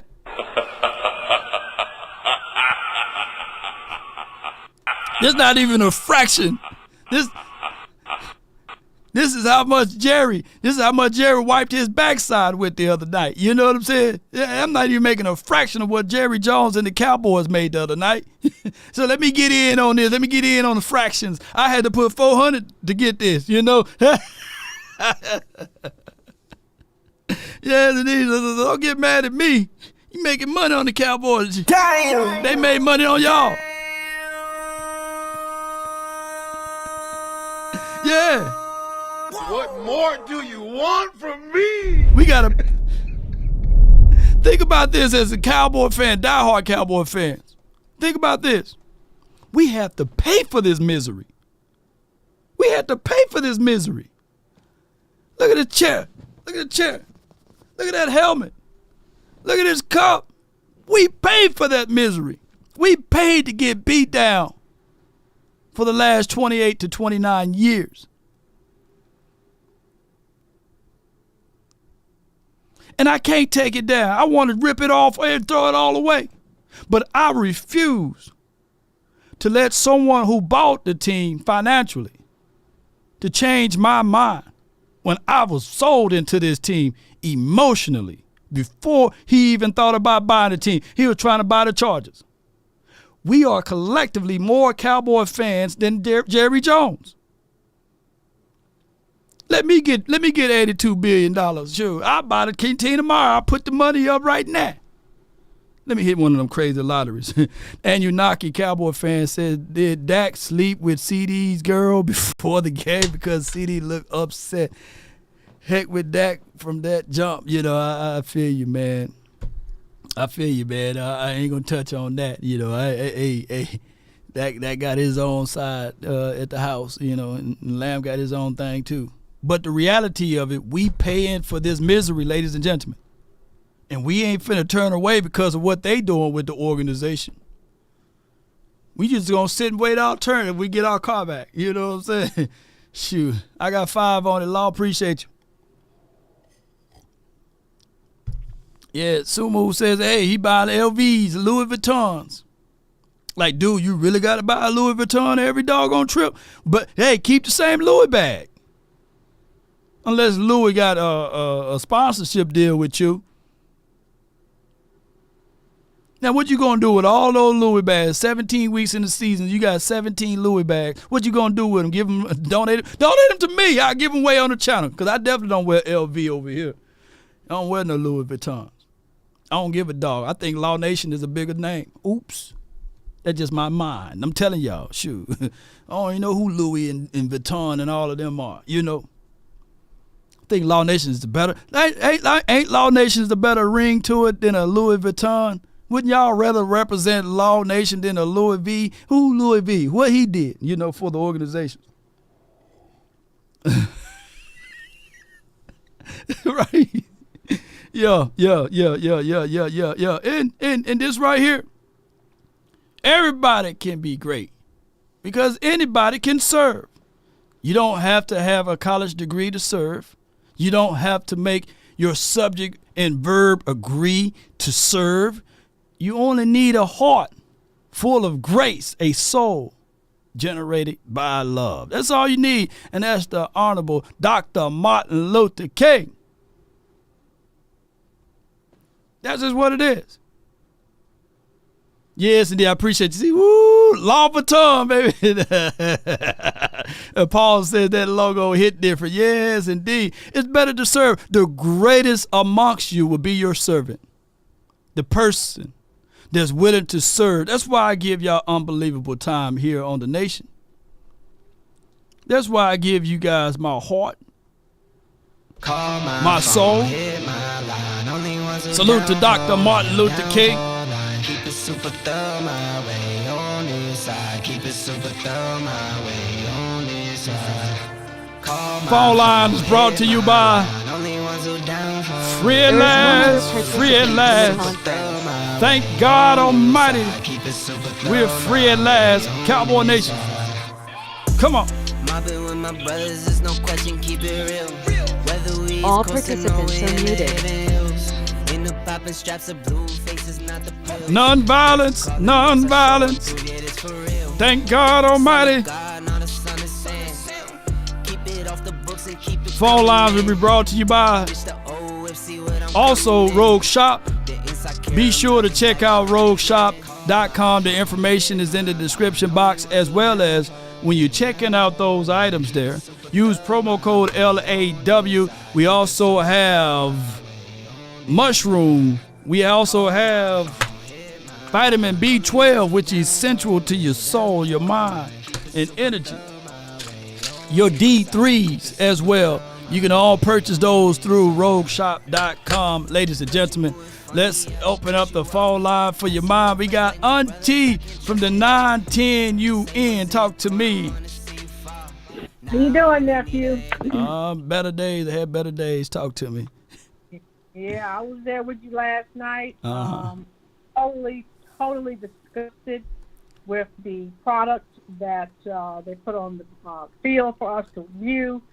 But I'm going to go back to some statements that I made before. And some people didn't agree with me when I said this before. But Michael Parsons needs to shut his mouth. I don't know who the new defensive coordinator is going to be. All of this talking needs to stop. Now, when the season's over, that's one thing. But all this talk, first of all, nephew, I'm like you. Okay, I was in college when we in the 90s when we won those 3 Super Bowls. Okay, right. And those guys, yes, they talked, but they backed it up. Every time we're in a big game, every single time. Okay, the playmakers now in the 90s, the playmakers showed up for those games. They did. Our playmakers don't show up. So I'm like, okay, some of the people in the chat, I don't want to hear anything from Michael. And whoever the next defensive coordinator is needs to ring him in. And I don't care that he doesn't want to play in the linebacker spot. You go where your team needs you. There's no I in team. So they need to ring him back in. Also, with this failure. Okay. Let's start at the top. We've all talked about it. Right. We have to start in the front office. That's where this starts. So you had an opportunity to get better players, but you chose not to do that. You chose to penny pinch. So this is the result. And you pay for what you get. So you can either get the Louis Vuitton at the Louis Vuitton store, or you can get the Louis Vuitton at the gas station. You know, it's just two different Louis. It's still the same thing. There's both say Louis, two different products. Yes, indeed. So, but I appreciate you, Auntie. What else you have before we let you go? I just feel that we need a coach that's going to discipline. And hey, I'm with you. We don't need the NFL needs to change this ruling. Right. You don't need to allow coaches to be interviewed until the Super Bowl. The season is done. Yeah. I'm sorry. I don't know what kind of plan Dan Quinn had together, but to me. Yeah, he had his plan elsewhere. You know, he had got that call from someone else. You know what I'm saying? Yeah. Right. Appreciate you, Auntie. Sorry. Thank you so much for calling in. Yes, sir. Yes, indeed. Instead of it would be Louise Vuitton. Like, hey, that Louis, that's Louise Vuitton. You know, be careful with the strap. You know, why all the other LVs going this way and that LV going that way? You pay for what you get, dog. That's all I'm saying. The Ravens, when you see them play next week, they pay for that. They earned that right to have Roquan Smith on that doggone team, right? They wouldn't put money right there, you know. They earned that right to make certain draft picks and say to themselves, we're going to utilize this particular pick for this particular reason, right? And when teams figure out ways that, hey, if this dude can't cut it, then, hey, you pay for those things. You pay for your front four to look a certain way. You pay for it. You can't just continue to use cheap parts and expect to have massive production as it relates to that. Now, I'm not saying that using the way we went, that we couldn't have won it all. But what I'm saying is 9 times out of 10, you pay for what you what? What's the saying? You pay for what you what? You get right. So we been around that. We've been there. We done that. You know what I'm saying? So it is what it is. And let's go. All right. I have again. I'm gonna try to get to everybody in these phone calls, man. Here 281. You're live on the Nation. Brought to you by Prize Picks. You're in the mix. Talk to your boy. Hey, Law. Not much, man. We was watching the game, man, and Jerry Jones always say constantly that he would do whatever he has to do before he dies, before he can get another Super Bowl. But that's not true, because he's not doing whatever he's supposed to do. I mean, just like you said, he's shopping from the bottom. You can't be going to Goodwill and keep shopping from the Goodwill pick, and you think that you're putting some quality out there. Yeah. No, you're not. Yeah, you're not doing it. Old boy said on Boomerang, you got to coordinate. You know what I'm saying? And he was like, Gerard, do you see the inside of your daddy suit jacket that he got mushrooms, So the Dallas Cowboys, man, we have fell in love with that. And you may have seen or you may have known some people that's all they do. They bargain. And they high-five each other when they find something shiny. And that unfortunately, this is how this business is being ran, bro. That's how it is. But, everybody keeps saying Michael Parsons shouldn't say nothing because he talked too much. But, hell, Michael Parsons, who else is the leader on the defense? Ain't nobody else. Lawrence been there forever, and he don't talk at all. That's who you need to get rid of. D-Law? I mean, here's how. No, I wouldn't get rid of D-Law. I think that he's a very formidable piece. But when you have the backside of your defense just getting blown wide open and you have nobody, like D-Law is not playing to the level that he's considered trash, right? Michael Parsons is not playing to the level that he's considered trash. But the problem is that you got Damone Clark out there who's his first year playing ever at linebacker in the middle of the field, and he came off of a weak side. You got him in an unknown spot, and then you have Marquise Bell, who's a safety playing linebacker. You ain't gonna get like Rex Ryan said. You ain't gonna get no good production off of that when teams are heavily running. Right. So this is my last thing I'm gonna say before I let you go, man. Hey, man. Each year we have the same problem each year on the defense. We can't stop the run. I had this talk with you before when I sat there and said, but this is Big Pimpin'. I had to talk with you before when I told you. You remember back in the day, New England had them big boys on that line, them 300 and something pound boys on there. Wolfick and all of that. Okay, Dallas don't have that. Dallas don't have that. They base their defense off of speed. But as you can see, when somebody gets physical with them, they gonna lose. Yeah. Their defense ain't gonna play up the park. Are you a DC guy? Marvin DC? No, are you not into that? Okay. I read you wrong a little bit. But let me just say this though. One of the fastest people out there is Flash, right? He can move so quick and he's so powerful. He can reverse time and all that stuff. But he ain't strong. As soon as somebody grab him and hold him, he's over with. It's over with. And that's how this defense is. This defense is a real quick team, a real fast to the point team. But if we don't score first or we're not up by some tubs, you're gonna see exactly what you saw last night. Every time. Sir, I agree with you, sir. Every time. Appreciate you, man. Big appreciate you, man. All right, I'll talk to you later on, bro. No doubt, man. I read them wrong a little bit, but y'all get what I'm saying. It's like we are literally the Flash, and I like the Flash. I like him, But one of the movies I seen where Flash was trying to run at Superman, and he was trying to go as fast as he can. Superman, I forgot which episode it was, and he was beating up all of the other people from the Justice League. And then Superman, from the corner of his eye, he saw the Flash coming around, and he just did like this. Yeah, I grabbed that dude and threw him. Could have killed him, but, Superman faster than the Flash. Is Superman faster than the Flash? Y'all let me know. But what I'm trying to say is that we got like the Flash type of approach on defense. No girth, no size, none of that stuff, man. Shoot.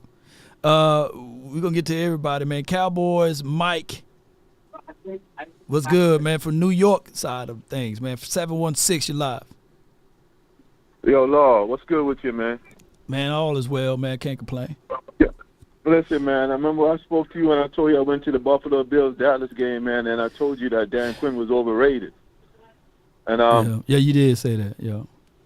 Yeah, man, I'm saying, like, I agree with the last caller. We need a couple size up front on the line, man. So, and then have our speed linebacker like Micah then playing off the ball. But here's what I'm going to say, though. Here's what I'm going to say, though, just to jump in front of that. We do need size up front, but we got to get it quality. You know, when the 49ers knew that their interior was razor blade thin, they're out on Javon Kinlaw and things like that, even though he's been a guy that they drafted for size, for to play that 1 and also 3 tech right inside the middle. What did they do? Did they dig deep into the bargain basement side of it, or did they went and got quality? Did they got their Louis Vuitton from the Louis Vuitton store, or did they went to the gas station and got it? Man, they got that quality, man. They got the quality. And Hargraves, I think that's his name, from the Eagles, they went and made that acquisition. You see, what the Cowboys like to do, they went and we drafted a guy named Mozzie. No offense to Mozzie, but that's a 3-year project, right? One can argue could be 4-year project.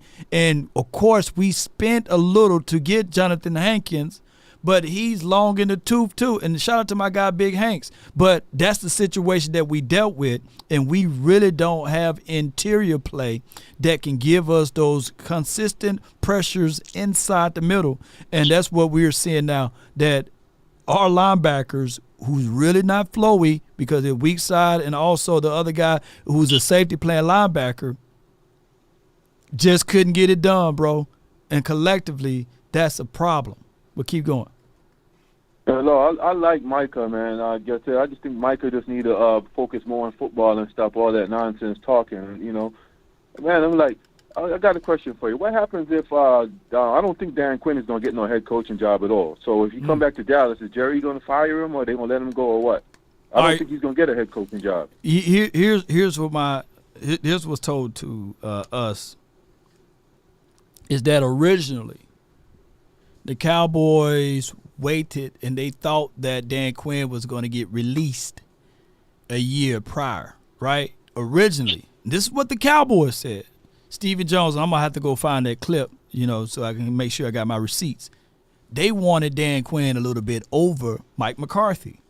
But how everything worked, Atlanta Falcons kept Quinn for that extra year. Remember, he got fired, I think, midway through the season, and they kept him for 2020. So maybe, just maybe, they may still lean more on Dan Quinn than Mike McCarthy. I don't know. But it's one of those things whereas I truly believe that in the all said and done, they will make a few splashes here and there. I think Dan Quinn ultimately is going to leave to go somewhere else because these offers are just too good for him to just stay in Dallas. My thing is, I don't think that a team is going to offer him the job. He can get all the interview he wants like last year. He's not going to leave. That's my opinion. I don't think he's going to get a head coaching job. Who were the options last year? Denver and who else? I don't remember off the top of my head, but I don't think he's going to get a head coaching job neither. But even if he, to me, Mike McCarthy is going to be another Jason Garrett, man. It's going to be like sitting around. The Joneses are not going to fire him. No. He's going to be another, like 12-5 is an upgrade. Is a good number, but 8-8, 8-8. We're going to go 12-5, 12-5, and get knocked out the first round every year?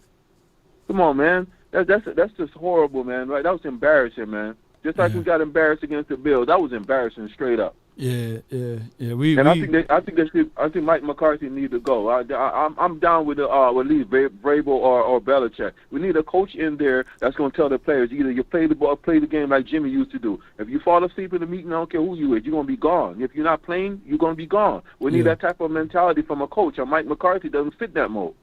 You're right. Yeah, hey man, hey, my hands up, bro. You ain't lying. You spoke nothing but the truth, man. And I just don't know what the Cowboys. We don't know what the Cowboys going to do, man. You know, that's the only way we don't get back to relevancy, man. We need a coach who's a disciplined, not somebody who's strong mentally, man. It's gonna be like, this is how we gonna do this, you know. And I think Belichick would fit that mode if Jerry would get up off his butt and go make that move. Yeah, but man, it's hard. At the end of the day, it's all about that trophy, law. It's not about you know what I'm saying. We can get Belichick in here and get Belichick needed a quarterback. He ain't had no quarterback in New England, and we got a receiver and a quarterback. And with his mind and defensive mentality, we're gonna be good right off the top. Man, I appreciate you for calling in, dog. You spit the appreciate you, truth, dog. man. Yes, indeed. The last coach to win the Super Bowl here tried to tell Jerry Jones, "What the hell are you doing?" In the name of Barry Switzer. He said, "What the hell are y'all two doing?" Literally, right hand to the man that's on documentary. Barry Switzer said, "Won't y'all fix this up, man? Jimmy, Jerry, y'all fix this stuff, man." And Jerry said, "Nah, I call you to be my coach." And of course, nobody gonna leave money on the field. You know what I'm saying? He picked that money up and coached this team, right? But it's the last time we won the Super Bowl, y'all. And the whole situation, man, with Chan Gailey, Dave Campo, Bill Parcells, Wade Phillips, Jason Garrett, now Mike McCarthy. I had to sit back last night, and of course, I probably was speaking from the area of emotions, but I'm sitting here saying that I apologize to all of them because there's no difference. The only difference between Jason Garrett and Mike McCarthy is that Mike McCarthy is a better version of Jason Garrett. He's a better version. And let me know, I could be speaking from an area of emotions right now. I'm pissed off still that we're not advancing. But if you bring in someone like a Bill Belichick and his philosophy, I think that it won't be Bill Belichick as an isolation situation. You will have to bring his whole team of people. There's an offensive coordinator.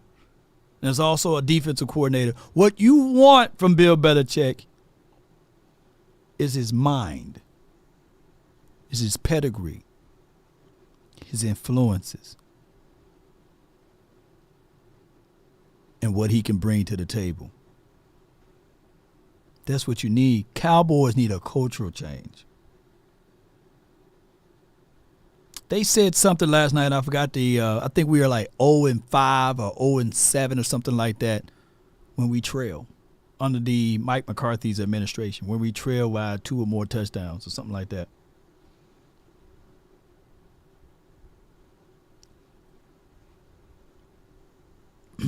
All right, let me get to somebody else in this, man. I appreciate y'all, man. This is venting and ranting and all of that stuff. I got VIP, man, from the VIP lounge, man. You're live on the nation, man. Talk to me, man. Law! VIP, law. Salute, bro. You know it takes me 48 hours to get over a loss, law. And respectfully, law, you know how much I love my quarterback, law. Yep. You know that, right? Right. So I was talking to my son last night. We watching the game. I mean, he's going over. He's like, "Dad, you know, everybody's in his Twitter or his Tiki Talk talking about my quarterback, going in on my quarterback." And I said to him, "Son, when you have a bad day at school, when you have an off day at school and you do wrong, do I leave you at school?" Nah. Well, if your daughters do wrong, law, if they mess up in school, law, are you leaving them at school? Are you saying, "Well, I abandoned you, erase your last name," law? Nah. It's unconditional. It's unconditional with them. Yeah. Right. Mm-hmm. So if you send them to school, they have to be properly prepared. Do you send them to school without the number 2 pencil, law? Do you send them to school without a lunchbox, law? I send them prepared. I send them prepared, bro. I send them with expectations that they must meet. Okay. And the only time that I get hard on my daughters is when they do something that I know that they are capable of doing and they didn't do it. That's the only time. And I had to learn this way too because my voice carries, my voice travels, and I was reading some stuff that from a male perspective because they are very sensitive, these ladies, you know, from the girls, because they can say that what do you call it? Trauma from a vocal is more damaging than physical trauma, right? So I have to also curve my conversation even with them, because when someone else say, hey, go to bed, they play around. When I say, hey, they go running like the Flash upstairs to jump into bed, right? Because that's the power of my voice. So I don't think, and I know where you're heading at with that, I don't think that we have in this team or on this team that person to tell your quarterback, our quarterback, Rain Dakota Prescott, hey, we don't have that here. Hey, turn them lights out. Hey, turn them lights out. Throw it again right there. We don't have that, man. We got a coddling type of culture here, and we don't have those checks and balances. And when you don't have that, then all of a sudden it's 2, 3 o'clock in the morning. The kids are still up. Exactly, but that comes from the point I was going to tap on your pedigree. Your pedigree sets the expectations for my children and your children. We have a pedigree, which I talked about from goddamn day one, about our parking lot pimping owner. He put our quarterback in line to fail. We know our quarterback plays better when he does what, Law? Play action play action pass. Yeah, play action pass, man. We abandoned the running game all season. What game? What running game? You know what I'm saying? We ran by hope. I hope that hole is there. I can't create a hole and skirt and get through there. We ran off of hope, and there was no fear of God on that doggone run game. If they run it, they get 4 or 3 yards. There was no really push. There's nobody that really looking at Green Bay Packers offensive line and say, hey, that's an altogether better offensive line than the Cowboys. Nobody. But you know what happened? No. The scheme, the quality of run, and the type of runs that they ran, they put the fear on the plate, and we were scared. We were scared as hell of it, and they killed us with that. And they play action work extremely well. And Lord, but we both know. But the real Law Nation knows the whole year. What, Law? How many losses do we have? We are 12-5, correct, Law? True. 5 of those losses. What was the damn pattern for the losses, Law? Didn't establish run game and didn't stop run. And on top of that, our defense, and of course we could talk about the quarterback not being able to play up to the levels of what we wanting him to do, because even if you look back at that first game against the Eagles, if his foot was a little bit shorter, man, we would have been able to win that game, right? Right. True. Once again, Law. But if we had a goddamn running game, my quarterback would not have to be running, Law. So don't start blaming. Look, if you put every weight, I remember my daughter sent me something. I would never forget. In the words of my guy Skywalker, in closing, but keep going. In closing, damn it. Lord, I'm built up energy. Hey, she sent me a picture of Atlas carrying the world on his shoulders, and she said, Dad, is that all you got?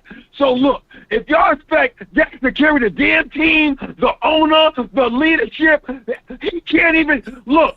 Man, y'all stressing me out. I'm telling you, if I see a Slurpee, I'm running y'all down. I'm snatching your damn Dallas gear off you. I better not ever see y'all Slurpees. 90% of y'all in here talking about give up Parsons. Give up Parsons. I give you up. Your mother should have aborted some of y'all. She should have spit some of y'all out. Man, Law. All right. Let me go see my therapist, Law. I love my name. Yeah, the Slurpees, Law. I know the Slurpees couldn't wait to come out, Law. They couldn't wait. They couldn't wait, Law. They were salivating at the lips. Hey, do your therapist do virtual, man? Send her my contact information so I can give her a call. Law, she's going to be working overtime. Law, I called her 12 o'clock the other night. Hey, man, she working around the clock, man. All right, man. Hey, at the end of the day, man, let me hear you say it, bro. Look, my energy don't change. How about them Cowboys? I ain't a killer, but don't push me.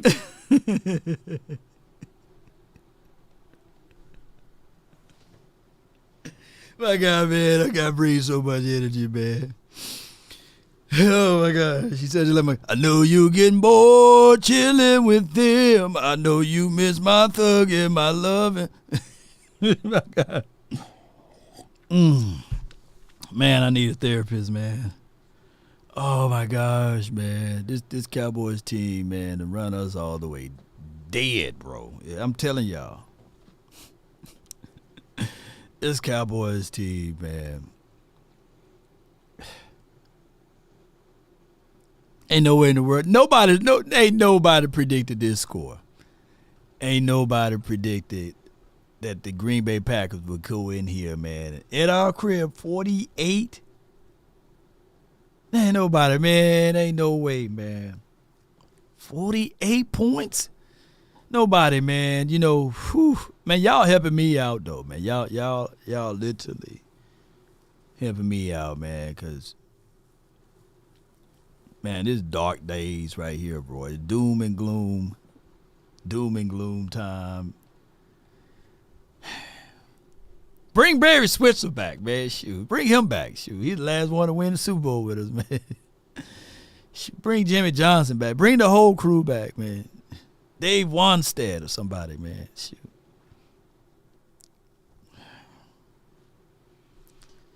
Boy, y'all working me today, man. From the 206, is this MJ? You live?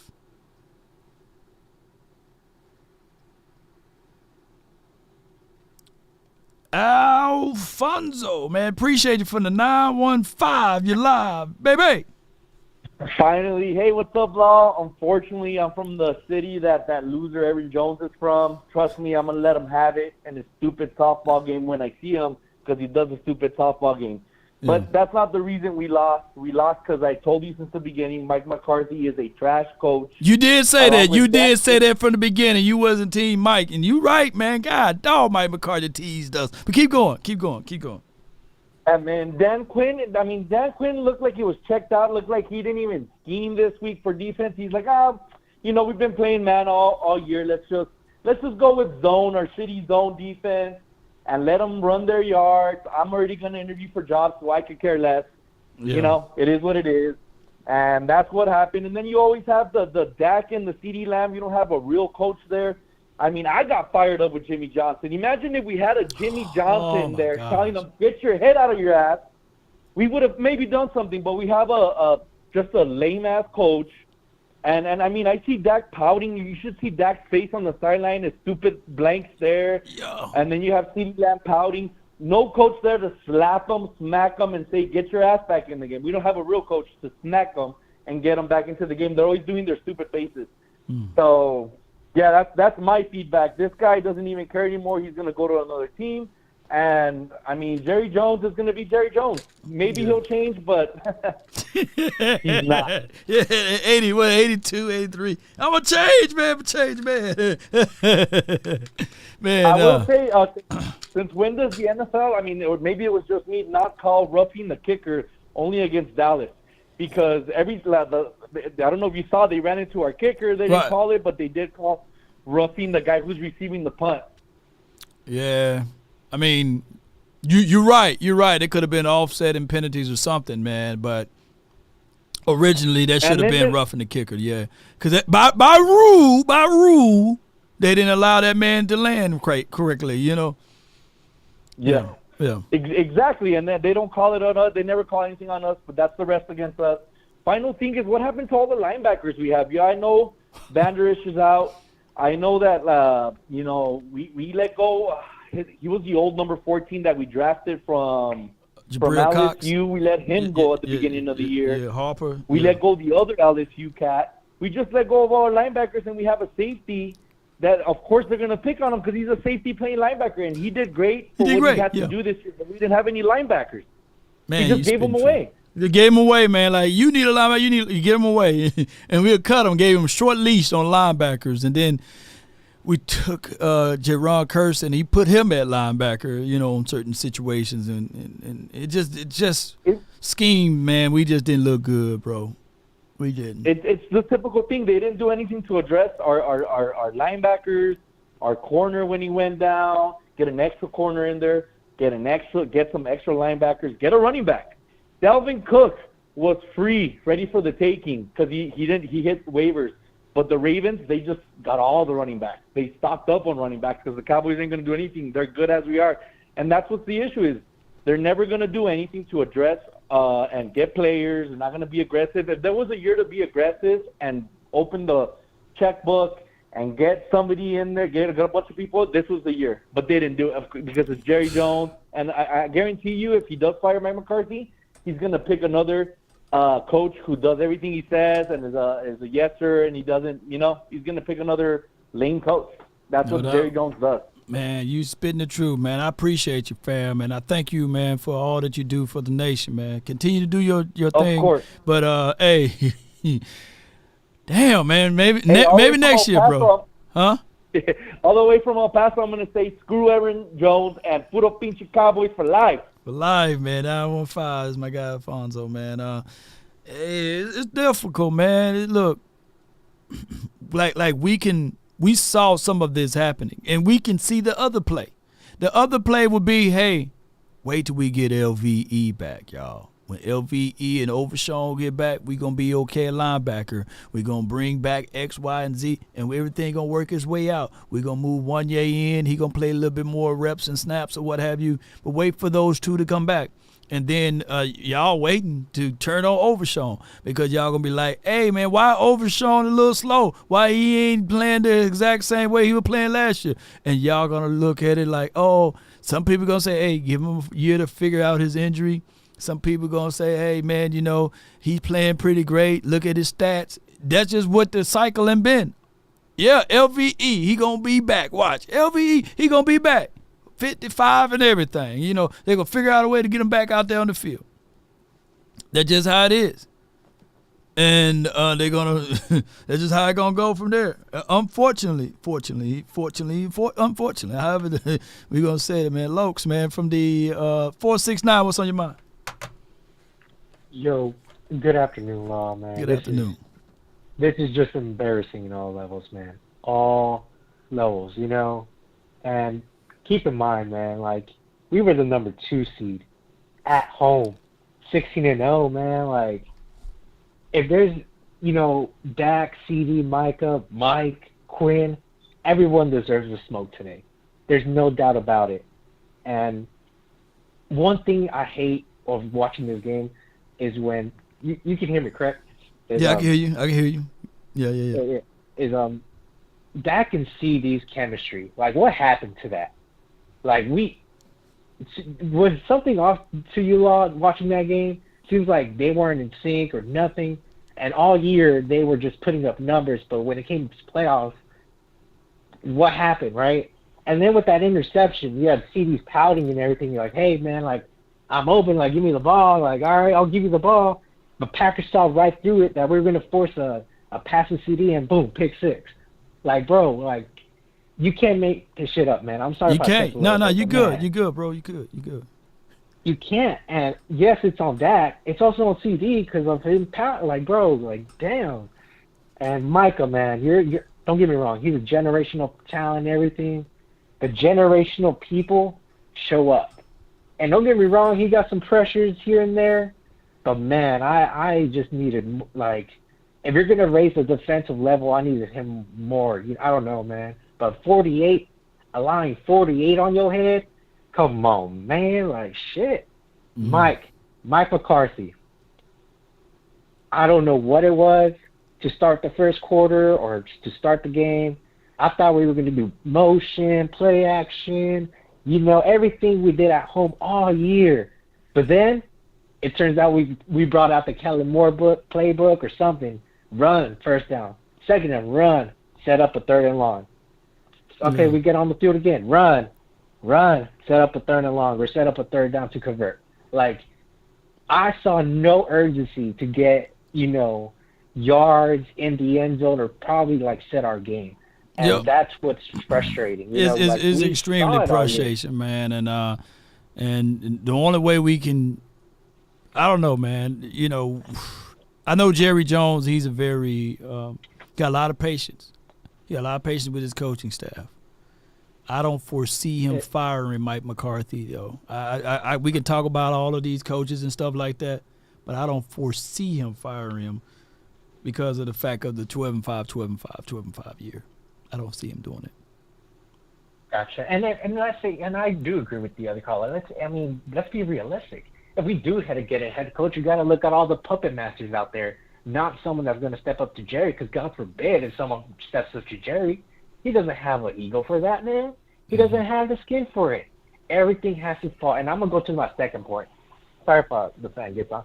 Players' health and the coaches not able to adapt to their personnel. Like, don't get me wrong. Like, when Diggs went down for the year, I was devastated. Because, man, that was going to be a great corner, like, shutdown cornerback. You know, we had Bland, Gilly, Diggs. All right?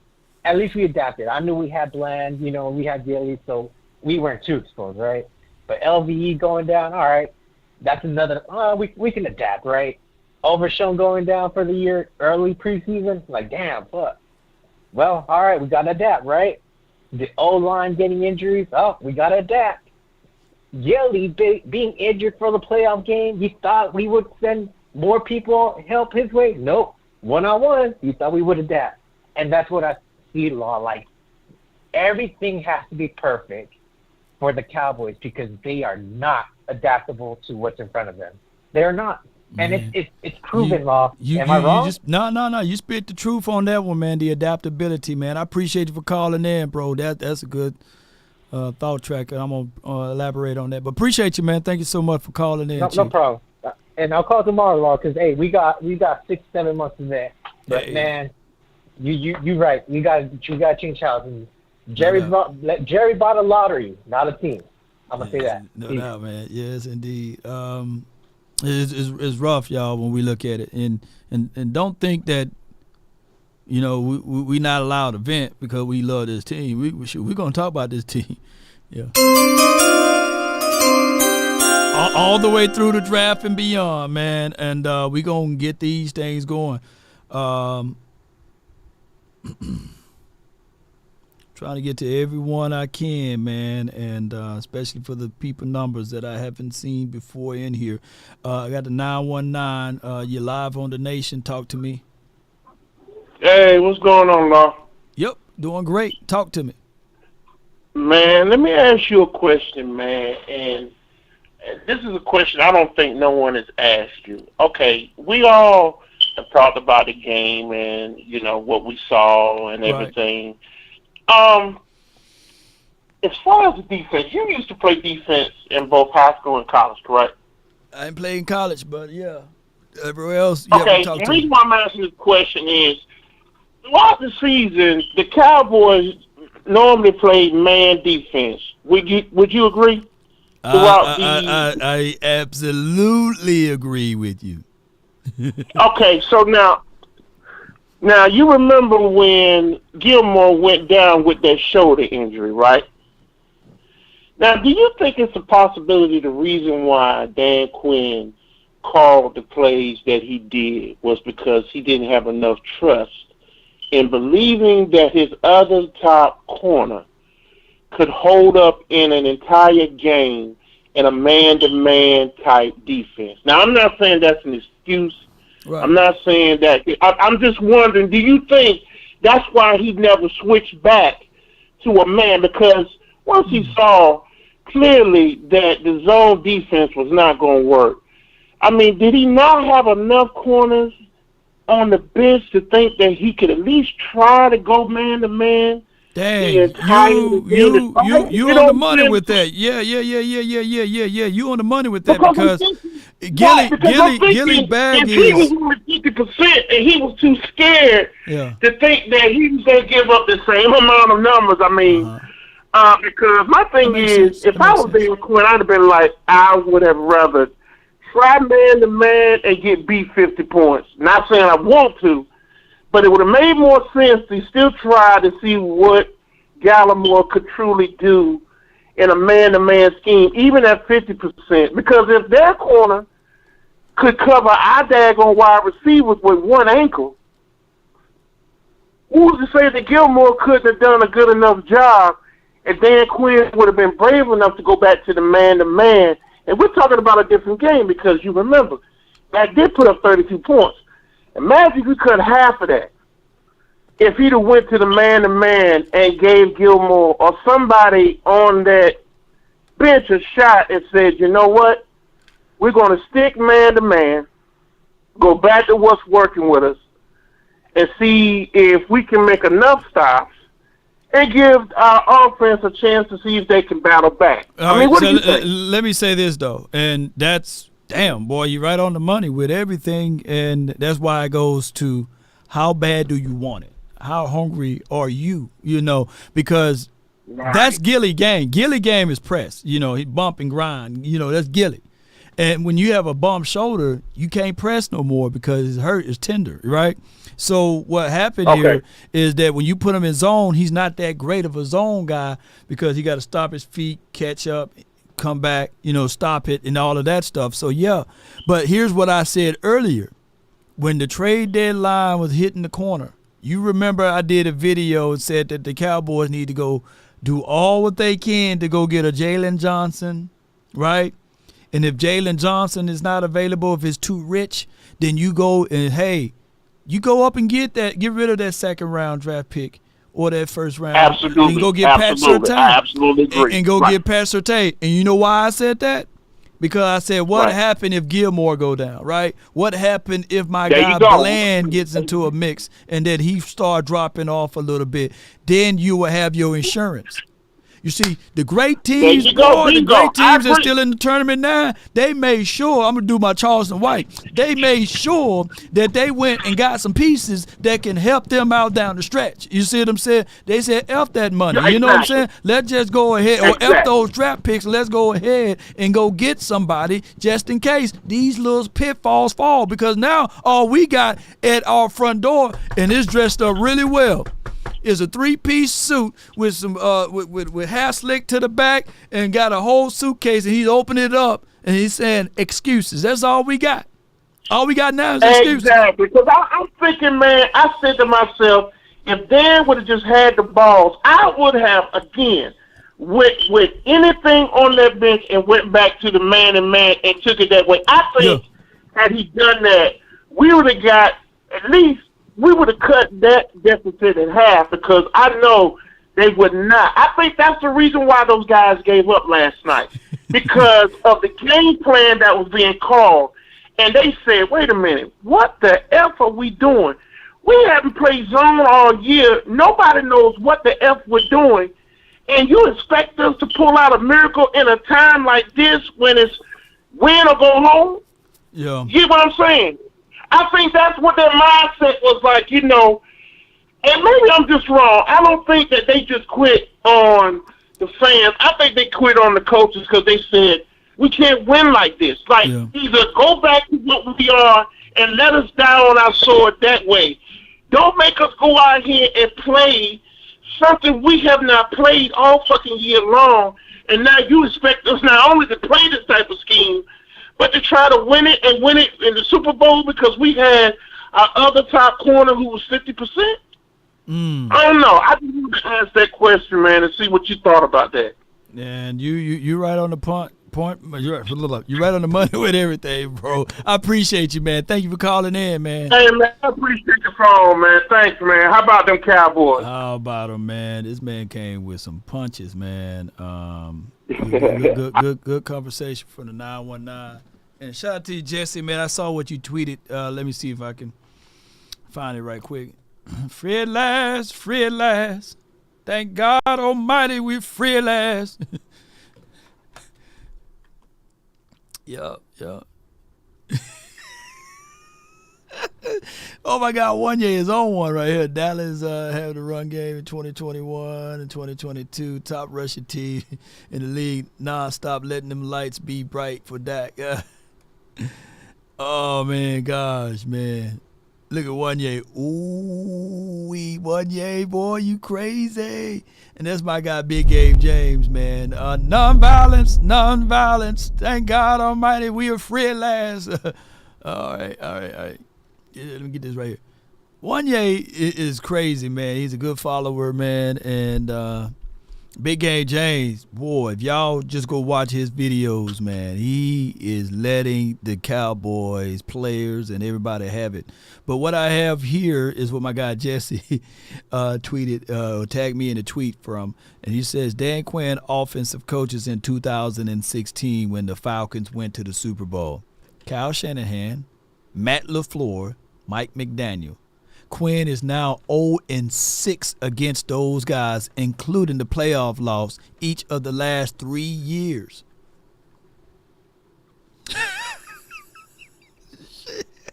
Lay your head on my pillow and just relax, relax. I feel better now, though, a little bit. Excuse me, can I say one cuss word? Can I get my one cuss word out? Let me just get my one cuss word out. This shit hurts right here, y'all. God. All I ask is when you lay your head on that pillow at night, you know I gave you everything I had. Or to counter my guy from the 919 thought tracks on this, right? To counter, just to counter. The reason why Dan Quinn changed up everything because they had the answer to the test. They had the answers. Like, hey man, we know what Dan Quinn gonna try to do. We go up against him every day in practice. We know what's in his mind. Here go the answers right here. Yeah, that's why Dak was looking like, oh snap, oh my goodness. This dude is doing this on the defensive side. They already compromised with what we gonna do on the offensive side, and then that's why the defense was looking like, hey man, what's going on? We stuck, baby. Kyle Shanahan, Matt LaFleur, and Mike McDaniel. You know, all three of those boys. Oh, shit. Oh, my gosh. Oh, my God. Wait. Oh, snap. Oh, my goodness.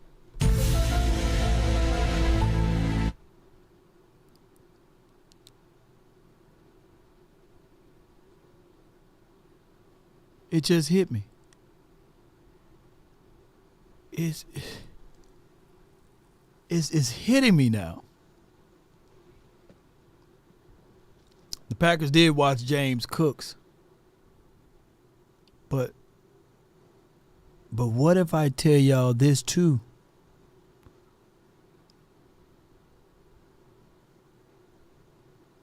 What if Dan Quinn really was never the dude in the first place? And it was these guys right here. Never judge a man by sight alone, nor by the height he has grown. Measure twice, cut once.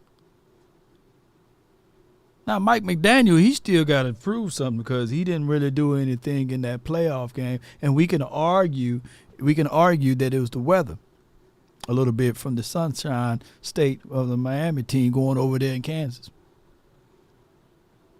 But it's tangible evidence that all three of those coaches, all three of them, you know.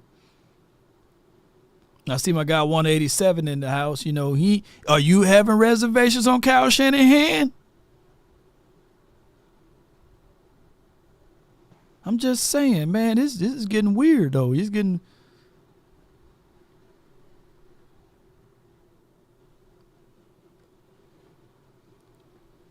He said, Law, who's a Cutlass, man? I don't know unless it's an 88 Cutlass. Too Cool, man. Help me out, man. Talk to me, Too Cool. You're live on the Nation. Hey, Law, can we not do that, though?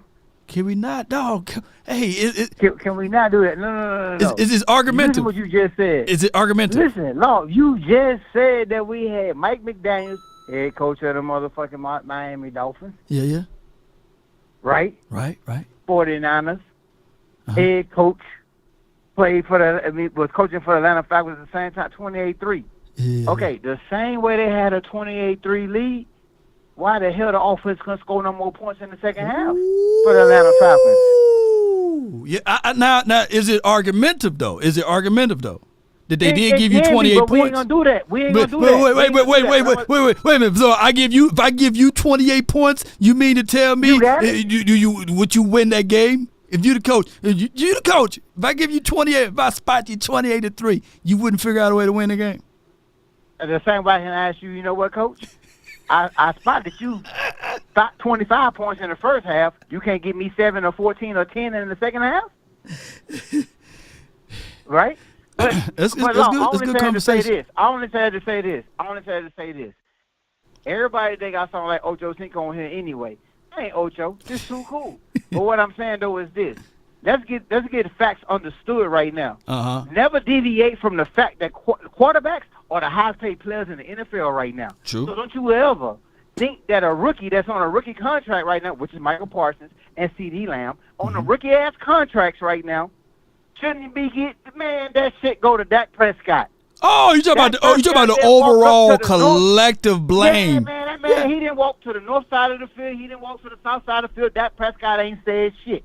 And you know what? I ain't never heard a quarterback on national TV say, if you fire my head coach, I got to go too. Get your ass out of here with Mike McCarthy. I ain't never heard Tom Brady say no shit like that. Wait a minute, he said that? I ain't never heard Patrick Mahomes say that. I ain't never heard Tom Brady say that. Dak Prescott, unfortunate, Dak Prescott is not the quarterback for the Cowboys, man. I think everybody get this shit misconstrued. Tony Romo ain't never won no Super Bowl. But if he played for the Cowboys, you think Tony Romo was top 10 of all time because he played for the Dallas Cowboys. Dak Prescott plays for the Dallas Cowboys. Man, listen, Dak Prescott didn't score goddamn number 7 points in the first half. You can talk about all the shit you want to say about the defense, but when you throw 2 interceptions and you throw it from the 50-yard line back, and all they gotta do is 45 yards. Let me interject. Let me interject right quick. I didn't hear him say that, but by you echoing everybody saying that he did say that.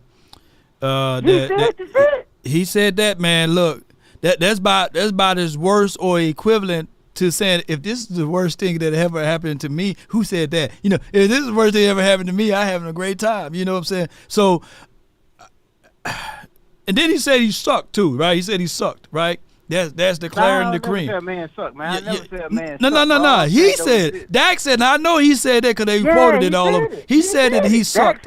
Yeah, so those two things are defining yourself. You know, I had to learn, you know, my mentor back in the days said that never say you're sorry to someone. Because you declaring that and you speaking that into existence that you're sorry. Always say apologize. So you ever notice on this channel, I never say, hey, man, I'm sorry, man. You know, I always say I apologize. So even with him speaking that I sucked, and if you got to get rid of Mike McCarthy, you got to get rid of me too, hey, man, look, I'm thinking of it a whole lot different now, though, bro. But keep going. Keep cooking. Keep cooking. Law, listen, man, I'm telling you. And I don't care what nobody say. I'm a diehard Cowboys fanatic, 38 years old, 38 years strong. In the United States military, I would never motherfucker say Iran gonna beat my ass, right? But listen, Law, what I'm saying though, I'm telling you, CD Lamb and Michael Parsons is the future of Dallas Cowboys.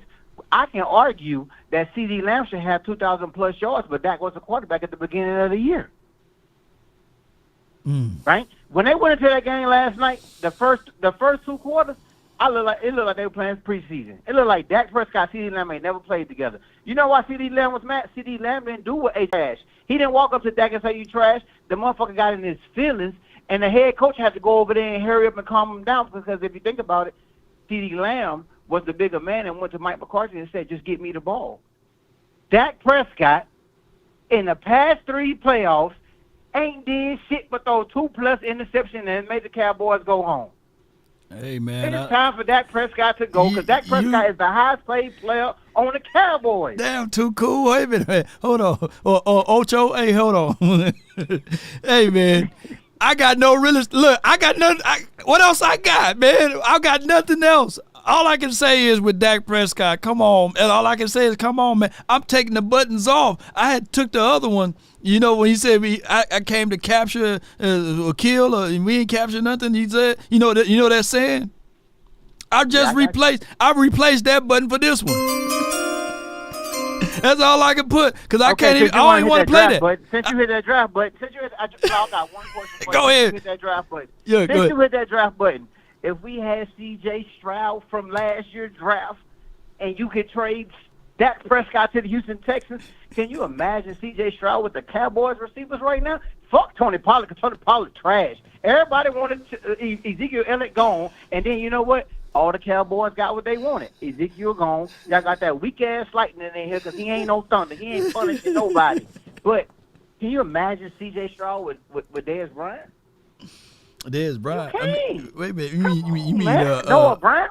Noah Brown played for the Cowboys, Law. Oh, you talking about? I thought you said Dez Bryant, but you said with Magic C.J. Stroud. But Dez Bryant. Can you imagine C.J. Stroud with Dez Bryant? Noah Brown played for the Cowboys. Motherfucker ain't do that with the Cowboys. But hold on. All I ask. But what about Bobby Slowick? Whatever that dude is, he calling plays and all of the other things. So you got to contextualize that. You know, can you imagine if we had better play calling? And I'm not saying. You know what? Wait, hold on. You're absolutely right. Hold on. Let me say this though. Have we seen, yes or no? Have we seen an improvement of Dak Prescott this year? With different play calls? I give you that. Give me that. I give you that. But Mike McCarthy, when he got ready to walk away from the Green Bay Packers, or Aaron Rodgers got ready to walk away from Green Bay, what was all the players saying that Aaron Rodgers used to do? Change the plays. With Mike McCarthy. Change the damn plays. Dak Prescott ain't fucking intelligent enough, Law, to change the plays. Hey, man, I ain't gonna insult the man's intelligence, but I can say this, though. He did, according to multiple people, they did say he didn't see the field because there's a lot of meat that was left on the bone. A lot of people were wide open. And I'm at this point, I'm not going to go back and watch that clips right now to all 22. I'm just going to take their word for it. I ain't going to even try to rebuttal them because I'm going to take their word for it because I'm quite sure that there was a lot of wide receivers open. And about maybe 3 or 4 weeks from now, I'll probably look at that tape and I'll build up the heart enough to look at the all 22 and get myself all bored up and mad. But what the Cowboys going to do now, though, too cool, you got $60 million. Are you willing to eat that to roll with Cooper Rush and Trey Lance and whoever else we draft? Are you willing to do that? Man, because you got no trade clause. What are you willing to do, Too Cool? I got it. I cut Dak Prescott. His ass can go wherever he want to go. He go back to Mississippi State to be a head coach there. But I'm cutting Dak Prescott. I got Trey Lance that was in the same draft with Justin Fields. I'm going to give the man a chance because the 49ers never gave him a chance. The man got hurt. But I say this, to all the Cowboys fans that want Michael Parsons' ass gone, if Michael Parsons got to go, Dak bit of shit, he should have been gone. So if you're going to trade Michael Parsons, then you trade 2 of them. You leave CeeDee Lamb, now you get Parsons' ass out of here, don't even got to worry about it because he on his last year contract anyway. You start building from scratch. Jerry Jones finessing ass, didn't want to go get no linebackers, and when Diggs got hurt, he didn't want to bring no cornerbacks in. That's on Jerry Jones, that's on Dak Prescott.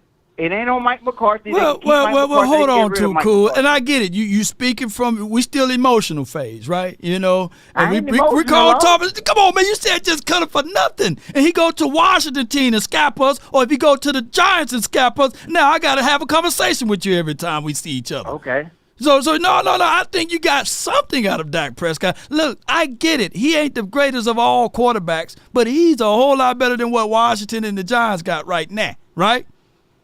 Right? Yeah, but what we got? Come on, you don't want to see that. Come on, man.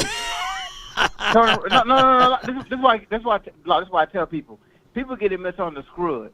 Playing for America's team get you notoriety that you would never get before. Can you imagine if Patrick Mahomes was a Dallas Cowboys quarterback, right? Can you imagine if he was a quarterback with the skills and the set talent that he got right now, man? Nobody couldn't touch Patrick Mahomes if he was our quarterback. Aaron Rodgers, Tom Brady, Peyton Manning. No, Dak and Tony Romo is feasting because they play for America's team. And like I always tell people, no matter what, no matter where you go, the Dallas Cowboys fans are going to always show up and show out for their team because we loyal as hell, Lo. Look at that big-ass stadium they playing in right now. They ain't won a Super Bowl in 30 years. We ain't playing that big-ass stadium now, though. Boy, let go. Let go, Well, I appreciate you, man. Go ahead. Go ahead. Let me hear you say it. I'm just messing with you. I know you ain't going to say it. Yeah. How about that draft? How about that draft? All right, man. That's too cool, man. Oh, my gosh, man. Oh, my gosh. I'm telling you, man, on Earth 13, Dak Prescott is over there in the Kansas City Chiefs, and Pat Mahomes is over here, and people saying, hey, man, look at that Dak Prescott with Andy Reid, man. Man, that dude right there, we need him. We need Dak Prescott on Earth 13. Go to Earth 13, y'all. If y'all go take the look, go down Miami, they got an open portal. Go through Miami. There's a portal right there. The Anunnaki, they in the chat, they'll let you know. There's a portal right there. Take you to Earth 13. You go to that Earth. Dak Prescott got 2 Super Bowls over there at the Chiefs. Right hand to the man. I was just there 3 weeks ago. I'm for real, man. Look, Pat Mahomes said, hey. Pat Mahomes literally said, hey, man, I watched Dak Prescott tape, man. You know, what we going to have to do. What we're going to have to do, man, is go to Earth 13. Go to Earth 13, kidnap that Dak, bring him back over here, and take this Dak and put him over there, right? Right? That's what we're going to have to do. I'm for real, man. Y'all think I'm lying, man. Somebody going to go there. Go to Earth 13. Go down there to Miami, man. Shoot, they got the whole portal open, still open, man. Illmatic, man. You're live on the nation, man. Talk to me, man. What's going on, Bob? Yes, indeed. What's good with you, bro? Bro, yesterday was hard, man. I haven't been on social media all day, bro. Oh, man, I haven't turned on I've been ESPN hiding either. folks calling my phone, blowing me up. You know, the team got me in hiding, bro. And, you know, it's bad. It's bad. I mean, the defense sunk it up. Let's just be honest. I mean, sure, the offense didn't put up much points, but that team drove down the field on us. What was it? They had what? Six or 7 drives. They scored on 6 drives, and the defense scored on 1. I mean, hold on. Let me turn your volume down a little bit.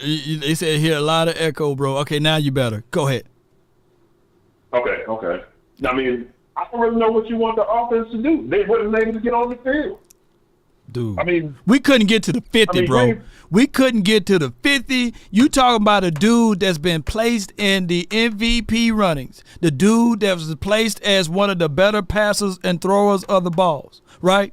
And we go into that game playing versus the 25th or the 26th ranked defense, and they look just like the 2000 Ravens. They look like the LOB. We couldn't get nowhere. They looked amazing. They looked amazing, man. Jair Alexander, who was supposed to be hurt, I mean, he looked like a superstar against us.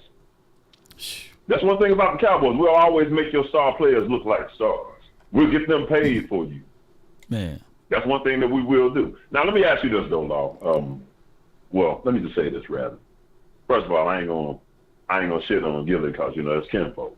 But if you knew this man is hurt, why did we draft Eric Scott Jr.? Why did we draft Nashawn Wright? Why did we draft Israel Mukuamu if none of these DBs can play? Why are we drafting DBs that can't get on the field? That's what I want to know. Man, you said a mouthful. Or we like the collectors. You know, we collect a lot of draft picks. We love our draft picks, and we hold on to them. Like next year, I would not be surprised if Eric Scott Jr. balls out and be like this phenomenal player for us, and we talking about, hey, man, what happened to him the first year? But what we like to do is we like to move with caution, and we don't want to roughen any feathers with our protected ones. That those are beloved draft picks. So I think that the Cowboys should have at least dibbled and dabbed a little bit in the free agency and got a known commodity, right? Somebody with some skins on the walls to bring in to help. But when Gilmore went down, that's a third of your defense, right? That's the back end of your defense too, because what he does in a cover 3 scheme is he plays down close and he like to redirect, and your other guys get to those points. By him playing off ball, all the way zone 7, I saw one play, dude played it damn free safety. Shoot, you know what I'm saying? So I'm sitting there like, come on, you know, and that's all scheme, you know, and it could be for what is given. Not Mike McCarthy, but Dan Quinn getting a little too cute. They dropped doggone Parsons into safety. You know what I'm saying? So I'm sitting there like, they're just getting a little too cute, and Dan Quinn trying to outthink his young proteges or whatever, those young guys that used to be on his staff. You know, Rex Ryan was talking about it. He said out of 54 defensive plays. Right. Out of 54 defensive plays, 48 of them, we had 6 DBs on the field. He said they ran the ball down our throat. Dan Quinn cannot adjust. Name me the edge rushers on the Green Bay. Name me who they got up front. I don't know who they have up front. They had 4 sacks. That's all that mattered. And That's all that mattered. All that mattered. We couldn't even touch Jordan Love. He had 1 sack, and it was absolutely wiped off. That's the difference, bro. Appreciate you. Thank you for calling in, man. Thank you. All right, Lord. Appreciate you. Yeah, man. So it is what it is at this point, ladies and gentlemen. Let's go to another caller here. I got MJ from the 206 circling back. You live on the Nation. Talk to me. What up, Lord? How you doing, brother? Better than I deserve. Talk to me. Oh, man, I'm just, remember I told you, Dan Quinn. Remember? You did. Y'all didn't want to listen because y'all was getting excited of the interceptions. And I seen it when Diggs was there. Diggs was the glue piece. They're keeping them all because he could play man. And it made the other guys, because the quarterback would go to Diggs. Right. By the time he do 1, 2, 3, he's getting sacked. You see what I'm saying? See what happened?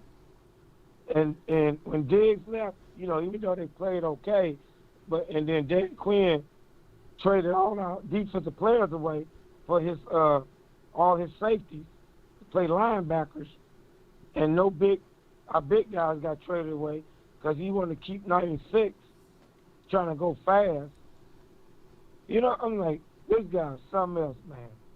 So Dan Quinn was the number 1 corporate. I don't want to hear nothing about Jerry, because Jerry got all the players y'all wanted.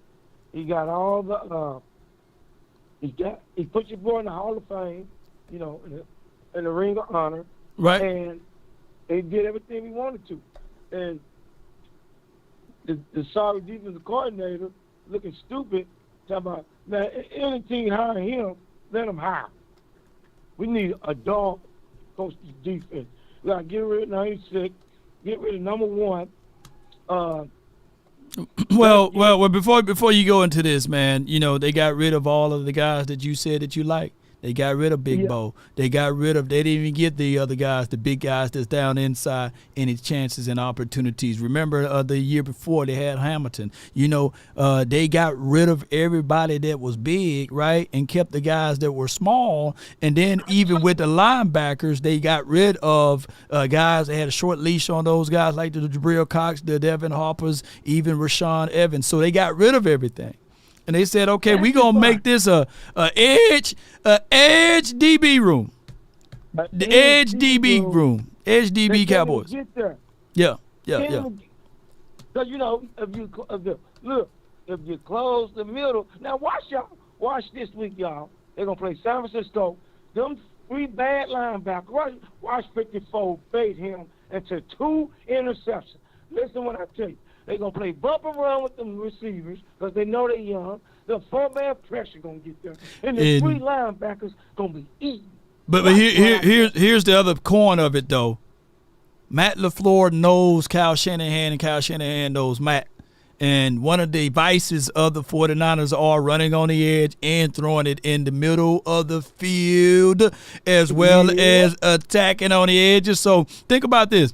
Jaden Reed, you know, he didn't even go off in this game. He was one of my prize pick selections because I thought that for sure in the last 3 or 4 games, Jaden Reed was the guy that was killing. It was Romeo Dobbs and Christian Watson. He's going to be a whole lot better, too, in this next game because he's going to overcome that hamstring thing.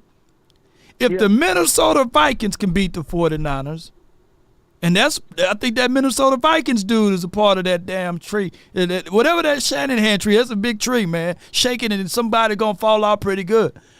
This team that's hungry, and this team that's hungry, fool around and check up on those 49ers that's been sleeping for a week. Shoot. You know, and you know, running quarterbacks also can get the 49ers too. Shoot. You dreaming. Law. I know I may be dreaming, but I've seen some crazier things happen, bro. Law. I've seen crazier things happen. They about to score 30 on that Green Bay defense, Law. I hate you. But what I'm saying, it's gonna be a shootout. It's gonna be a shootout then, if that's the case. Number 11 finna kill them. That running back finna run over them. You know when they had a number 71 playing, don't nobody beat them, bro. Well, we will find out, Marv. Right. You know, we'll find out. Though, but I'm just saying, I can't stand one. If I can't stand Green Bay, the three teams that I can't stand till the day I die, I always can't stand them, will be the 49ers.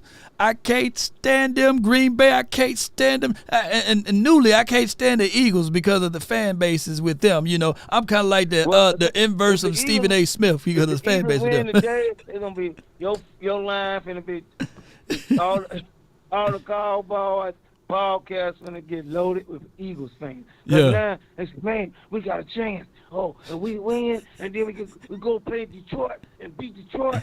They gonna go off. I'm finna tell y'all. In the words of my guy Skywalker, still in closing, you know. What you got? In closing, I just want to say that was a pitiful offensive coaching. The coach McCarthy did. He was calling killing more plays, man. That was horrible. In closing, get a young offensive coordinator coach. Get that guy from Houston. You know, because he's from San Francisco. I want that San Francisco defense, and I want a new defensive coordinator, a new offensive coordinator. No doubt, man. Appreciate you for landing that plane, man. Salute, dog. Appreciate you. Salute. No doubt. All right, y'all. I got... Try to get to 2 more callers in here, and we have 40 people in the call queue. Ain't no way y'all gonna make me go back to my Comcast day. Thank you for calling Comcast. My name is Lawrence. How can I help you? You know, ain't no way, because I'm gonna try to get to y'all. But I got the 504. You're live on the Nation, man. Talk to me, man. You brought to you by Prize Picks in the Mix. Talk to me. Good afternoon, sir. I'm afternoon. KPC. I have been a Cowboy diehard since my younger years, Roger Staubach days, to put it in perspective. I have been faithful to this team to the end, so much to the point that I have season tickets and I live in another state. Dang. Yes, that's good stuff, though. I wanted to lead with that. What I'm going to say is I was on the fence to actually go to this game, but I was at the last Green Bay game when they were defeated. And I remembered that. Last play, overtime, I was there and I got the T-shirt. I remembered that. Things haven't changed since. And I'm going to be very brief so you don't have to tell me in conclusion. I'm going to leave with this and end with this. The problem with this team is this. There's no chip on the shoulder of the players. I live in a state known as the Who Dat Nation. Oh, yeah. And they got chips on their shoulders. We don't have that. There's no chip. There's no angry. You got to have that. You saw Michael Irvin on his podcast, did you not? You saw that? You saw Jimmy Johnson, right? We don't have that. We need that back. You got to have that burn. And it's P&P. I'm playing for a paycheck and no pride. Thank you, sir. I appreciate you taking my call. Yeah, no doubt. Hey, man, from the 504, man, and from the boot, and they gave a great subject matter right there. Appreciate everybody, man, for calling and tuning in to the Nation. We've been live for well over 2 hours, man. Look, tomorrow y'all call in, and I'm going to try to get to y'all, man. I see some of my heavy hitters in there, man. Darius, I see you in there, man. Eagle fan 302, man, I see you in there. Slick with it, man, I see you in there. Point Dexter, all of y'all, man. I just won't be able to get to all of y'all today, man. It ran its course, man, but Cowboy Nation. I see you, Uncle Charles. Y'all in there too, man. Salute to all of y'all, man. Shout out to y'all, man. I seen even my guy John up in there, man. I can't get to all of y'all. But these Phone Lives was brought to you by Prize Picks. Tomorrow, we're going to open up the lines again. After the Senior Bowl and Shrine Bowl and all of those bowls, we're going to start doing draft talks. We're going to start bringing that back to the table. Oh, my gosh, man. That button right there, bro.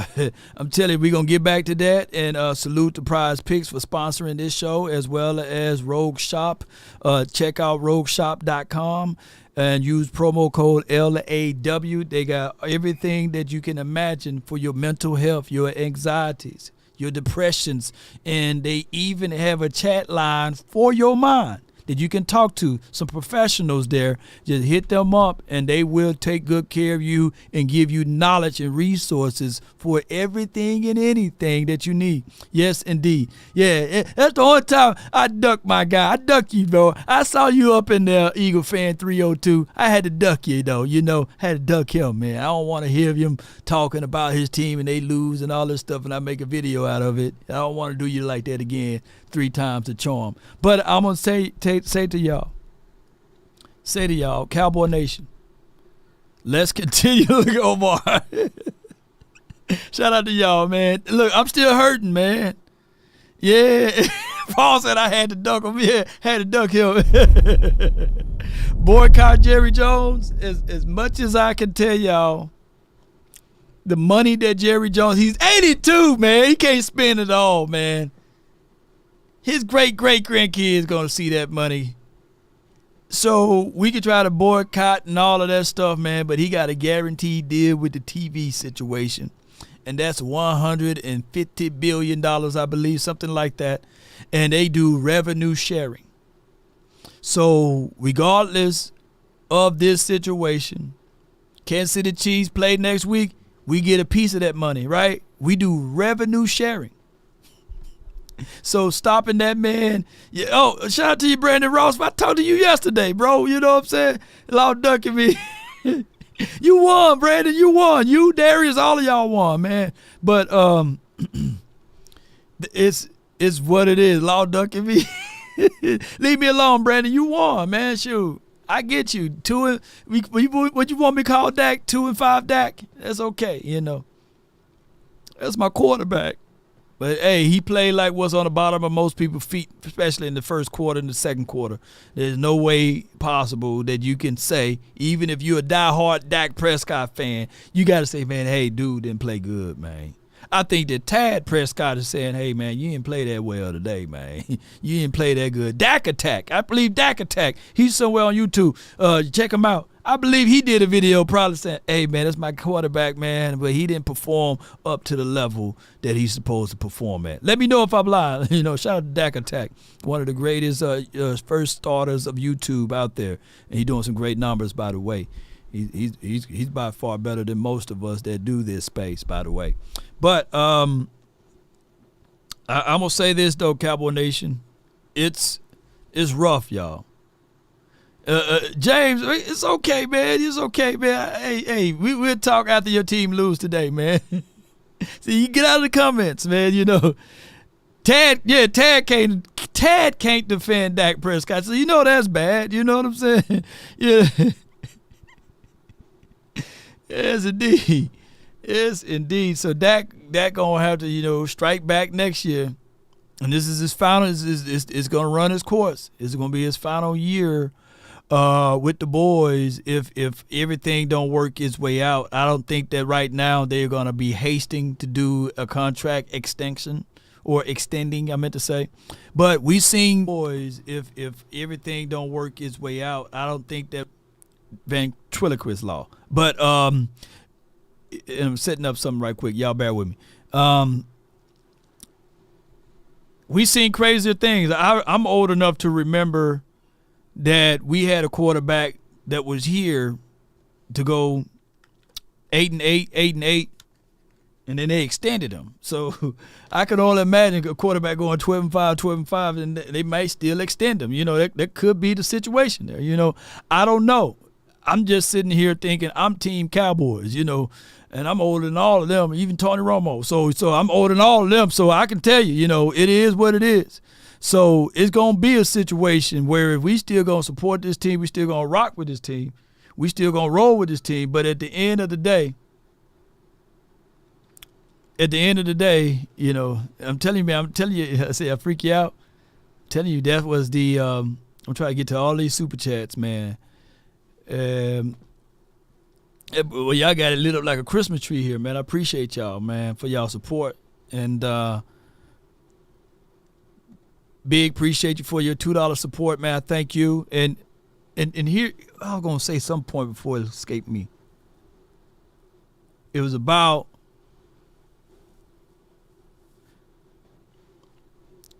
this whole coaching interview thing. If y'all don't see that those things confuses the hell out of Cowboys coaching, it do. If we were any other team, it don't have that massive of an impact. It don't have that massive of an impact. But when it's the Cowboys, it can be a cat crossing the street in Star and Frisco. It's going to be on the front page of the news.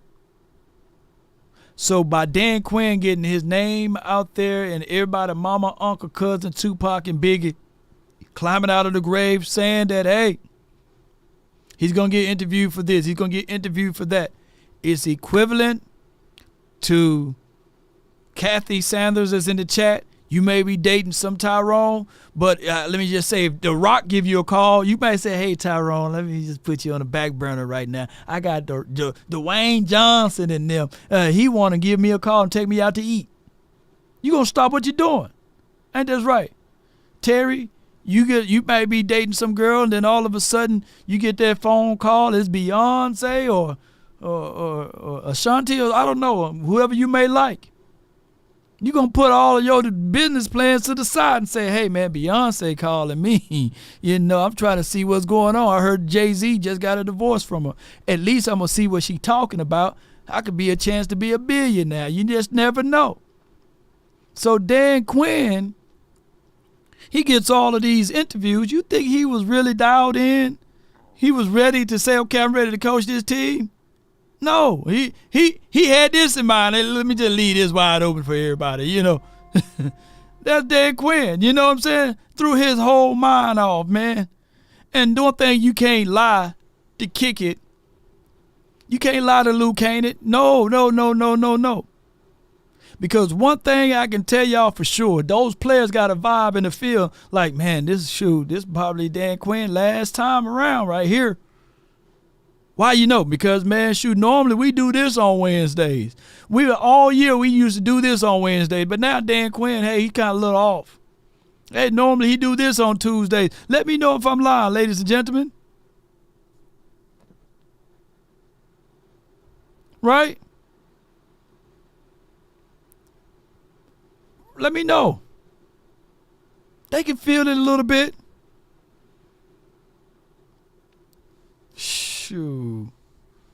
Matthew Claypool right now. How about them Cowboys? Yeah. Shoot. Let Rihanna and them give him a call or something like that. Hey, hey, I'll reread me and Smooth, we ain't making it right, but you know, I want to just take you out just for a cup of coffee. They're gonna throw your whole game plan off for that whole week. I said, man, you know, I'm good with Shanika, but you know, that's Riri though. And cup of coffee ain't no harm at that. There's nothing wrong with grabbing a cup of coffee. Those facts, man. That's a billionaire situation. You know what I'm saying? You forget all about that forehead. Yeah, forehead. Hey, big head, what's going on? What cup of coffee you want yours? How you like yours? Steamed? We got Dutch Bros. We got Starbucks. Hey, let's go. This is how it is, man. So the NFL, in my opinion, need to just pump the brakes. We can do all of this coaching stuff of hiring and interviewing after the Super Bowl when everything is said and done.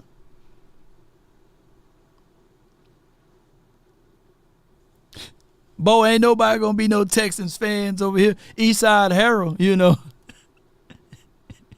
Drake Madden says, hey, big head, you know. It's just what it is, man. You know, Diggs, Gilly, Bland together, though, you know, we'll be looking for DQ differently. Yeah, it's just crazy, though, you know. Let me read these super chats. I think we got to Zach Luna here. And I appreciate y'all's support, man. Thank everybody, man. Charge it to my head, not my heart. If I couldn't get to your super chat the other day. Tukey, appreciate you. Salute to you for being a civil level. Sanjay, Tyrus Wheats should have started over Sam Williams. This is the issue. The organization keep rewarding and keeping and making the same mistakes. Sanjay, right now, Sam Williams, to me, he is that dude that's a good player, but he also a boneheaded player right now. He make those silly mistakes at the right time and the wrong time. Right time for the opposing team, wrong time for us. And it is consistently happening. So, Sanjay, to a point, you are right. I haven't heard anything or seen any bad multiple things that Tyrus Wheat had. But one thing I'm going to say this, and my guy Boss Cowboys Sports always say this, they love their drafted players. And Tyrus is undrafted, so he'll be considered a quasi-bastard. Not all the way bastard. He's like the quasi-ones, okay? McCarthy lied about running the ball, and we read and we talked about that. And mentality, mindset, thought tracks. When you run the ball, that's mental. When you want to stop the run, that's mental. That's mindset. You come in, and most coaches say their game plan would be, we're going to stop the run at all costs, force the team to be one-dimensional. And most teams, they say, hey, we're going to run the ball.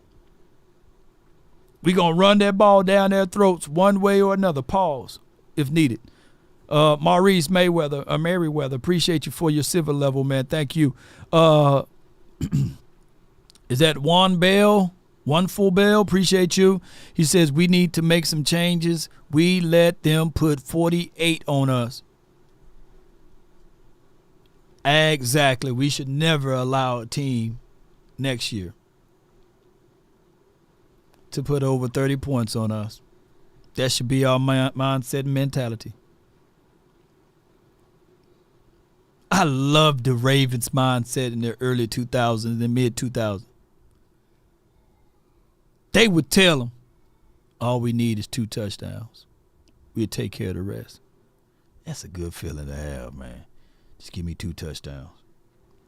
Brad Johnson, Trent Differ. Trent Differ, all we need is 2 touchdowns, dog, and a field goal. We'll take care of the rest. Give us 17, bro. We'll win the game. Ain't that crazy? Shh. Guess it's the different world we live in. Lord, this game left me speechless. Jake the Great, I feel you, man. Healing, man. All I can say is keep fighting. Ivory, appreciate you. Damone Clark be looking lost. He did all year. All year be looking lost. Yeah, we can't play that type of defense. But we got all hope. Shoot, we got all hope. Nobody saw the LOB coming until they came. No one saw the 2015 Panthers till they came, right? Coley says, maybe this is me being irrational, but I think you trade Bland or Diggs. I only want to read the rest of it, Coley. His value is high as they are, the same players. Trade Dak for more picks, too. You can't trade Dak because of the no-trade clause, but I for dog sure not going to trade Diggs nor Bland in any situation. What I'm trying to do is you got Diggs for the unforeseeable future, right? What you got to do is build around that. The Cowboys shot themselves in the foot with 2 and a 3 year missed production. If you're going to move Parsons, if Parsons is going to be an edge player, and if you want to live with that, there's nothing wrong with that.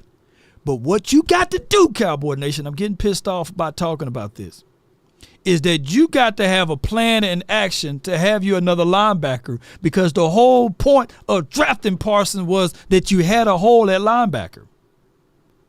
You see? So by you moving him back to the edge, we never had issues altogether collectively at the edge at the time when we drafted Parsons. Parsons only played at the edge that season because D-Law got hurt. So we left that voided area in the middle of the field. We already knew that LVE was a hurt guy. So if the Cowboys, what I said earlier this season, I just want me a linebacker that grew up watching Ray Lewis, grew up watching all of the great linebackers, and that's all he want to do is play linebacker. He don't want to be no edge guy. He don't want to be no safety. All he want to do is say, hey, I grew up wanting to play linebacker. I don't want to play nowhere else. I'm the linebacker. That's what we need. We need to have that. If you want to keep Parsons on the edge and be a move around guy, keep him there. But we can't have two. A double-minded person is what? And I'm not saying that that's Parsons, but how we played him, shoot, we just too. You can't even serve the creator. If you're going to be lukewarm, either you're going to be all hot or cold. But, oh my. Draft you a pure and pure through and through linebacker and put him in the middle of the field and cease all of that conversational. We said cease everything, but ceased every single conversation about who Michael Parsons is outside of a specialized weapon. All right, Sidney Jones, appreciate you, man, for the $10 super chat. It says here, if the Cowboys going to walk on my heart, at least take their shoes off. You know what I'm saying? Some people got some crunchy feet, though. You might not want that to happen all the way. We already answered those things. Appreciate y'all, man, for y'all support. Great composure last night. Shout out to you, JD. Sanjay, appreciate you. DJ Chris, man, appreciate you. Shout out to you. Chris is a nice name, man. That's my middle name. Salute to you, Mark, again for the $100 super chat, man. That's amazing, man. I appreciate you for help elevating the nation. I'm still disgusted, Law. This is DC for life. That game, no words for it, brother. DC for life. Let's freaking go, though. Cowboys quest for 6 next year. Got to wrap it up and keep it moving, you know. Law, Jerry nonsense is the curse. Rebuilding coming.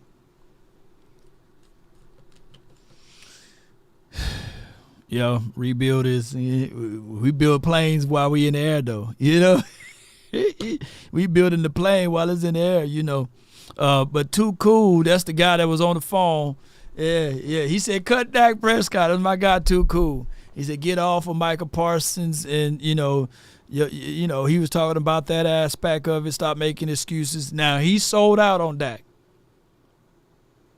He don't believe Too Cool, which is low-key. That's why he threw that $50 in there. That's Ocho Cinco. You know, Ocho Cinco, appreciate you for following the channel. And I know, you know, there's a lot of money, though, because, you know, Ocho don't really like spend his money on anything. But I appreciate you, Ocho. But I already know, Chad, that what you're saying to do is to get rid of Dak Prescott. All I'm saying is, you're going to eat the $60 million for free? I wouldn't do that. I wouldn't cut Dak Prescott and get nothing back in return and eat the $60 million or whatever it is for as a post-June 1 or whatever, how that goes, and you can probably split it in half or what have you, and for Dak to go to the Giants or for Dak to go to Washington or for Dak to go to Atlanta for free. No. Got to ride that one out, man. And unfortunately for those who can't stand Dak Prescott, you got to see it for one more year. And I ain't gonna play that here we go button. It don't hit the same anymore. Action Jackson says Diggs the only player that will say it to Parsons. By the way, yeah, you're right. Please open the phone line. It's Too Cool. Yeah, we did it earlier. Appreciate you. The Anunnakis, Cowboy fan, appreciate you. It says everyone saying Parsons need to go is obviously doesn't know football. Parsons' issue is he's used on the edge and he wears down himself every year at this point. I think we read that one. You're right. You know, he is used on the edge a little too often. We need to move him around a little bit more. But that's why I say go find you another linebacker. You can't find another Parsons. But there are some linebackers that's in free agency that you're going to have to spend it. You're going to have to spend it, you know. Travis Frederick says, my bad. Travis Fitzpatrick says, if you don't show strong, great leadership, the result will always be the same. He's amazing with that point. He's amazing with that point. And the Anunnakis, appreciate you, says, the only agreement I have with the haters is Dak ain't that guy, but management has made it where, he can't move. Yeah, you're right. we talked about that one. And we talked about Job already. Shout out to you, Brandy. And,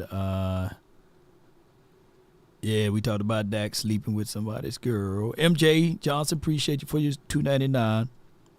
Law, who you want to see as the head coach?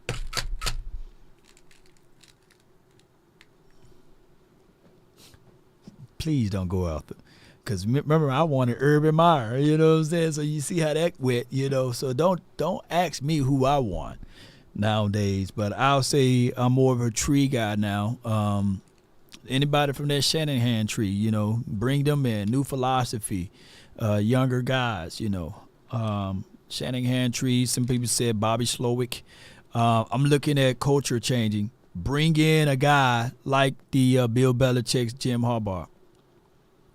I think the first time around, give me Jim Harbaugh. Give me the block chin and the khaki pants. Give me him. He took Kaepernick to the Super Bowl. Right? Did he take Kaepernick to the Super Bowl? Give me him, man. They had to turn the lights off for them to lose that Super Bowl, I believe. Ain't that right? 187. You still in the chat? Yeah. Give me some connections, man. Give me, if it's Bill Belichick, give me him and Mike Verbal or whatever that new name. Give me both of them. Yeah, give me. Yeah. 187. So did Jim Harbaugh take your team to the Super Bowl? So give me that. At least give us a chance to be in the Super Bowl. Lovie Smith, I would take Lovie in the capacity of a defensive coordinator. Cliffs Kingsbury, the OC, Night 405, he wouldn't make it alive out of Dallas, man. He'd go to Nick and Sam one time, they'd run through him. All of the ladies would be all over him. Yeah, is it 187? Yeah, but he choked. Yeah, man, they had to turn the lights off or something like that, didn't they? All right, so let me go down here. MJ Johnson says, Riggs, I'm getting too old for this. Oh, my gosh, man. It's just one of those things. Riggs! Getting too old for this. All right. Sam says, Law, what do you think about Pete Carroll coming? Pete is done. Pete is about 80 years old himself, He don't have the block chin. He got the Jay Leno chin. No. Pete good where he's at, but he is a very good players coach or what have you. And salute to him. If I'm a betting man, I think that he's retired, of course, and then you will have Quinn with his options to either go to the Chargers or Seattle. My guy Young Wilson says, Law, why are we in zone 6 and 7 or 6 and 8 yards back when we play man all year? The whole team didn't show up. Need better coaching on both sides of the ball. We steal them boys. Yep, we steal them boys, bro.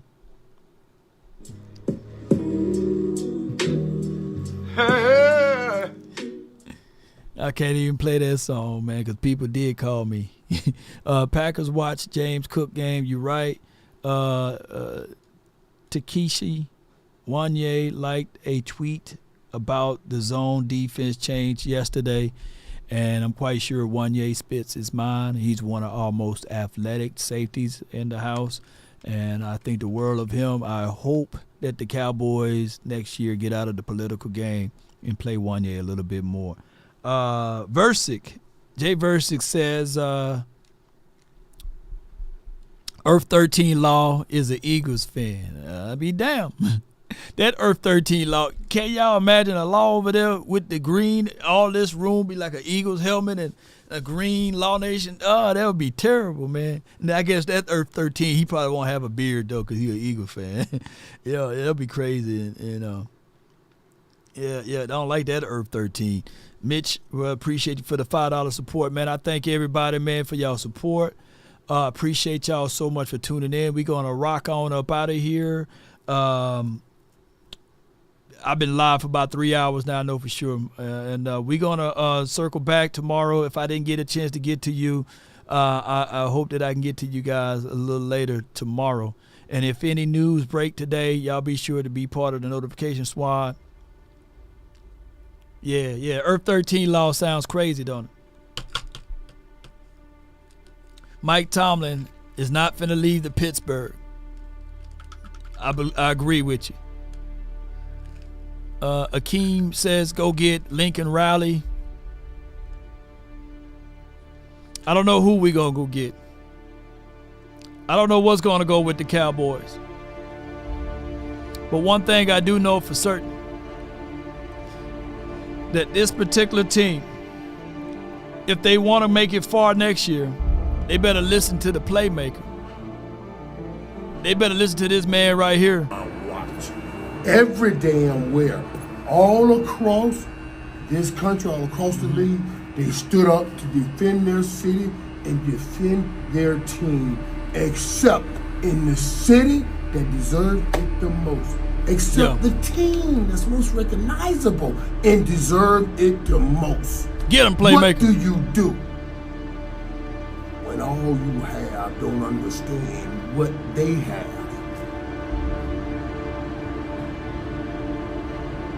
When I got here, I understood the men before me. They built the Dallas Cowboys. They made this America's team. They put a championship on the table.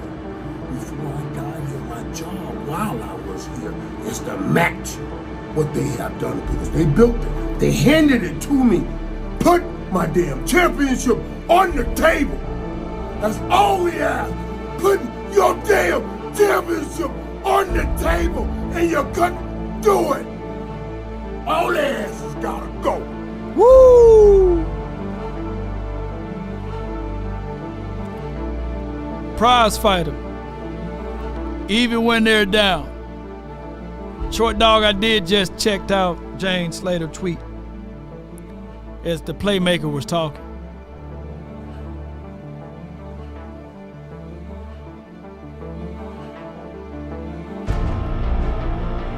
Those are words after the fact, though. We need words during the fact. And I get it. Most people will say, hey, Mike McCarthy did change the culture a little bit. But don't talk to me and say to me what you gonna do after the situation.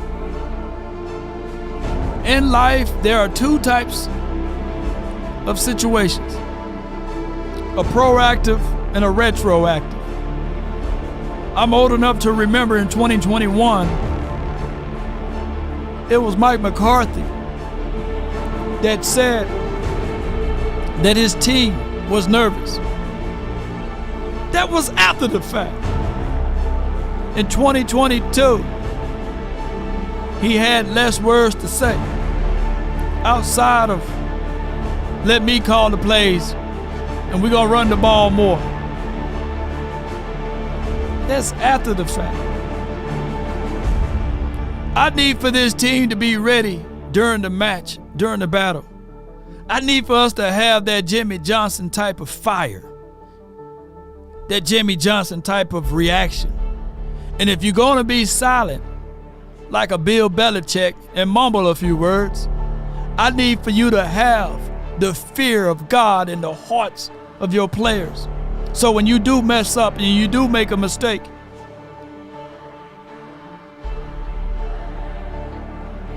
that you know that you can't make it again or you out of here. So those are my mindsets with this particular team. It's been a long time a long time of us not being able to perform the way we supposed to perform in the postseason. Now, granted, Mike McCarthy is still under contract. Dak Prescott is still under contract. And a third of the people saying, hey, look, Law, just look, just run that back. Just regroup on defense. Something got to give. Michael Irvin said, clean up, everybody, everywhere. He's saying clean house. All we can do is lean on next year, y'all. I fought all I could. I gave y'all all of my time and my thoughts on this. We lost some loved ones this year, this past season, and we were still here. We've been sick and we were still here. Through cold, through hotness, through even drunkenness, we was here. We don't like this team. We love this team. We made the sacrifice to go to Oxnard. We made the sacrifice to put our name out there on the line, where players get mad at us for what we say or do. We get talked about by the 3-letter and the 4-letter networks. We get spit upon with the local media.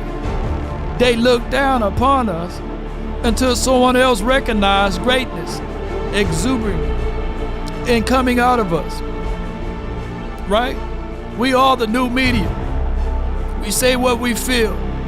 We do what we want. And we take what we can get.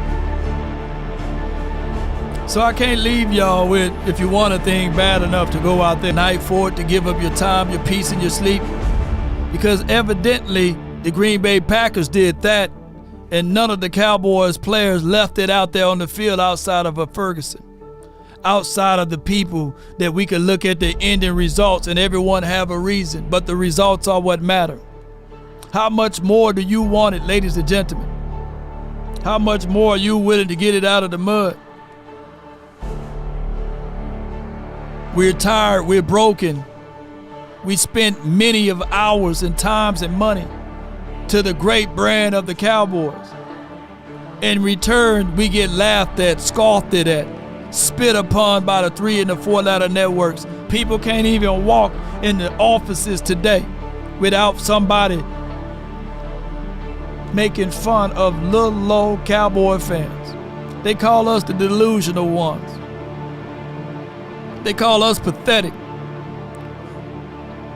We walk around with shame on our faces, and we still have to lift our chins up and continue to keep our shoulders squared. They say when you're up against the struggles, meet it squarely face to face. Lift your chin, set your shoulders, plant your feet, and take a brace. When it's vain to try to dodge it, do the best that you can do. You may fall, you may conquer, see it through. Well, it's hard for us to say that with this team, because the first sound of the gun blast, we folded. We didn't give up anything far as the opportunity to bring something greatness to this particular team. We had the number 2 seed in the league on the NFC side. We had at least guaranteed 2 home field games. And we let somebody with the lowest of the seed come in and wipe their foots all over our furniture. Cowboys Stadium next year should be called Packer Stadium in Arlington. Maybe they need to move the Cowboys back in Irving, Texas, instead of down there in Arlington. Maybe that's the situation. We got to continue to figure out ways to be better than what we are in this particular situation. I don't know what else to say, but keep your head high, eyes through the finish, and listen to the great words of Dr. Martin Luther King. Everybody can be great, because anybody can serve. You don't have to have a college degree to serve. You don't have to make your subject and verb agreement to serve. You only need a heart full of grace, a soul generated by love. Cowboy Nation, that's Dr. Martin Luther King. That's been my time. I really thank you all for yours. And remember, you're listening to nothing but the best. Let's go. Let's get it. Right. I want my flowers while I'm living. No doubt. Appreciate you. Vincent Johnson, appreciate you. Let's get on up out of here. What more do you want from me? Thank you for your support, Vincent Johnson. Now, roll those credits. I've been really in the field, love the rush, I love the feel. Lately, I just wanna run it up. Don't need no deals, I make the deal. Have to take it to a meal. Lately, I just wanna run it up. Yeah. Kinda check the song. Lately, I just wanna run it up. Count that too, count it up, count it up. Lately, Draft time for your mind, baby.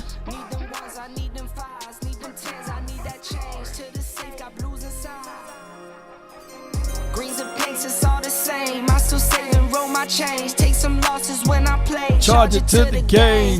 I'm with L, yeah, I'm with T Black, I'm with Rabbit now. I'm with Bay, yeah, I'm with J, yeah, I'm with Chuck and now. Still the same, not switching sides, now it's about loyalty. You switch sides off for the bag, and that's worth more to me. I mix Nike with designer, I experiment. You just rock what's on the shelf, and I'm not feeling it. Search for the one, but baby girl, it's nothing real as this. Can't trust a soul, I keep a hammer, call it too legit.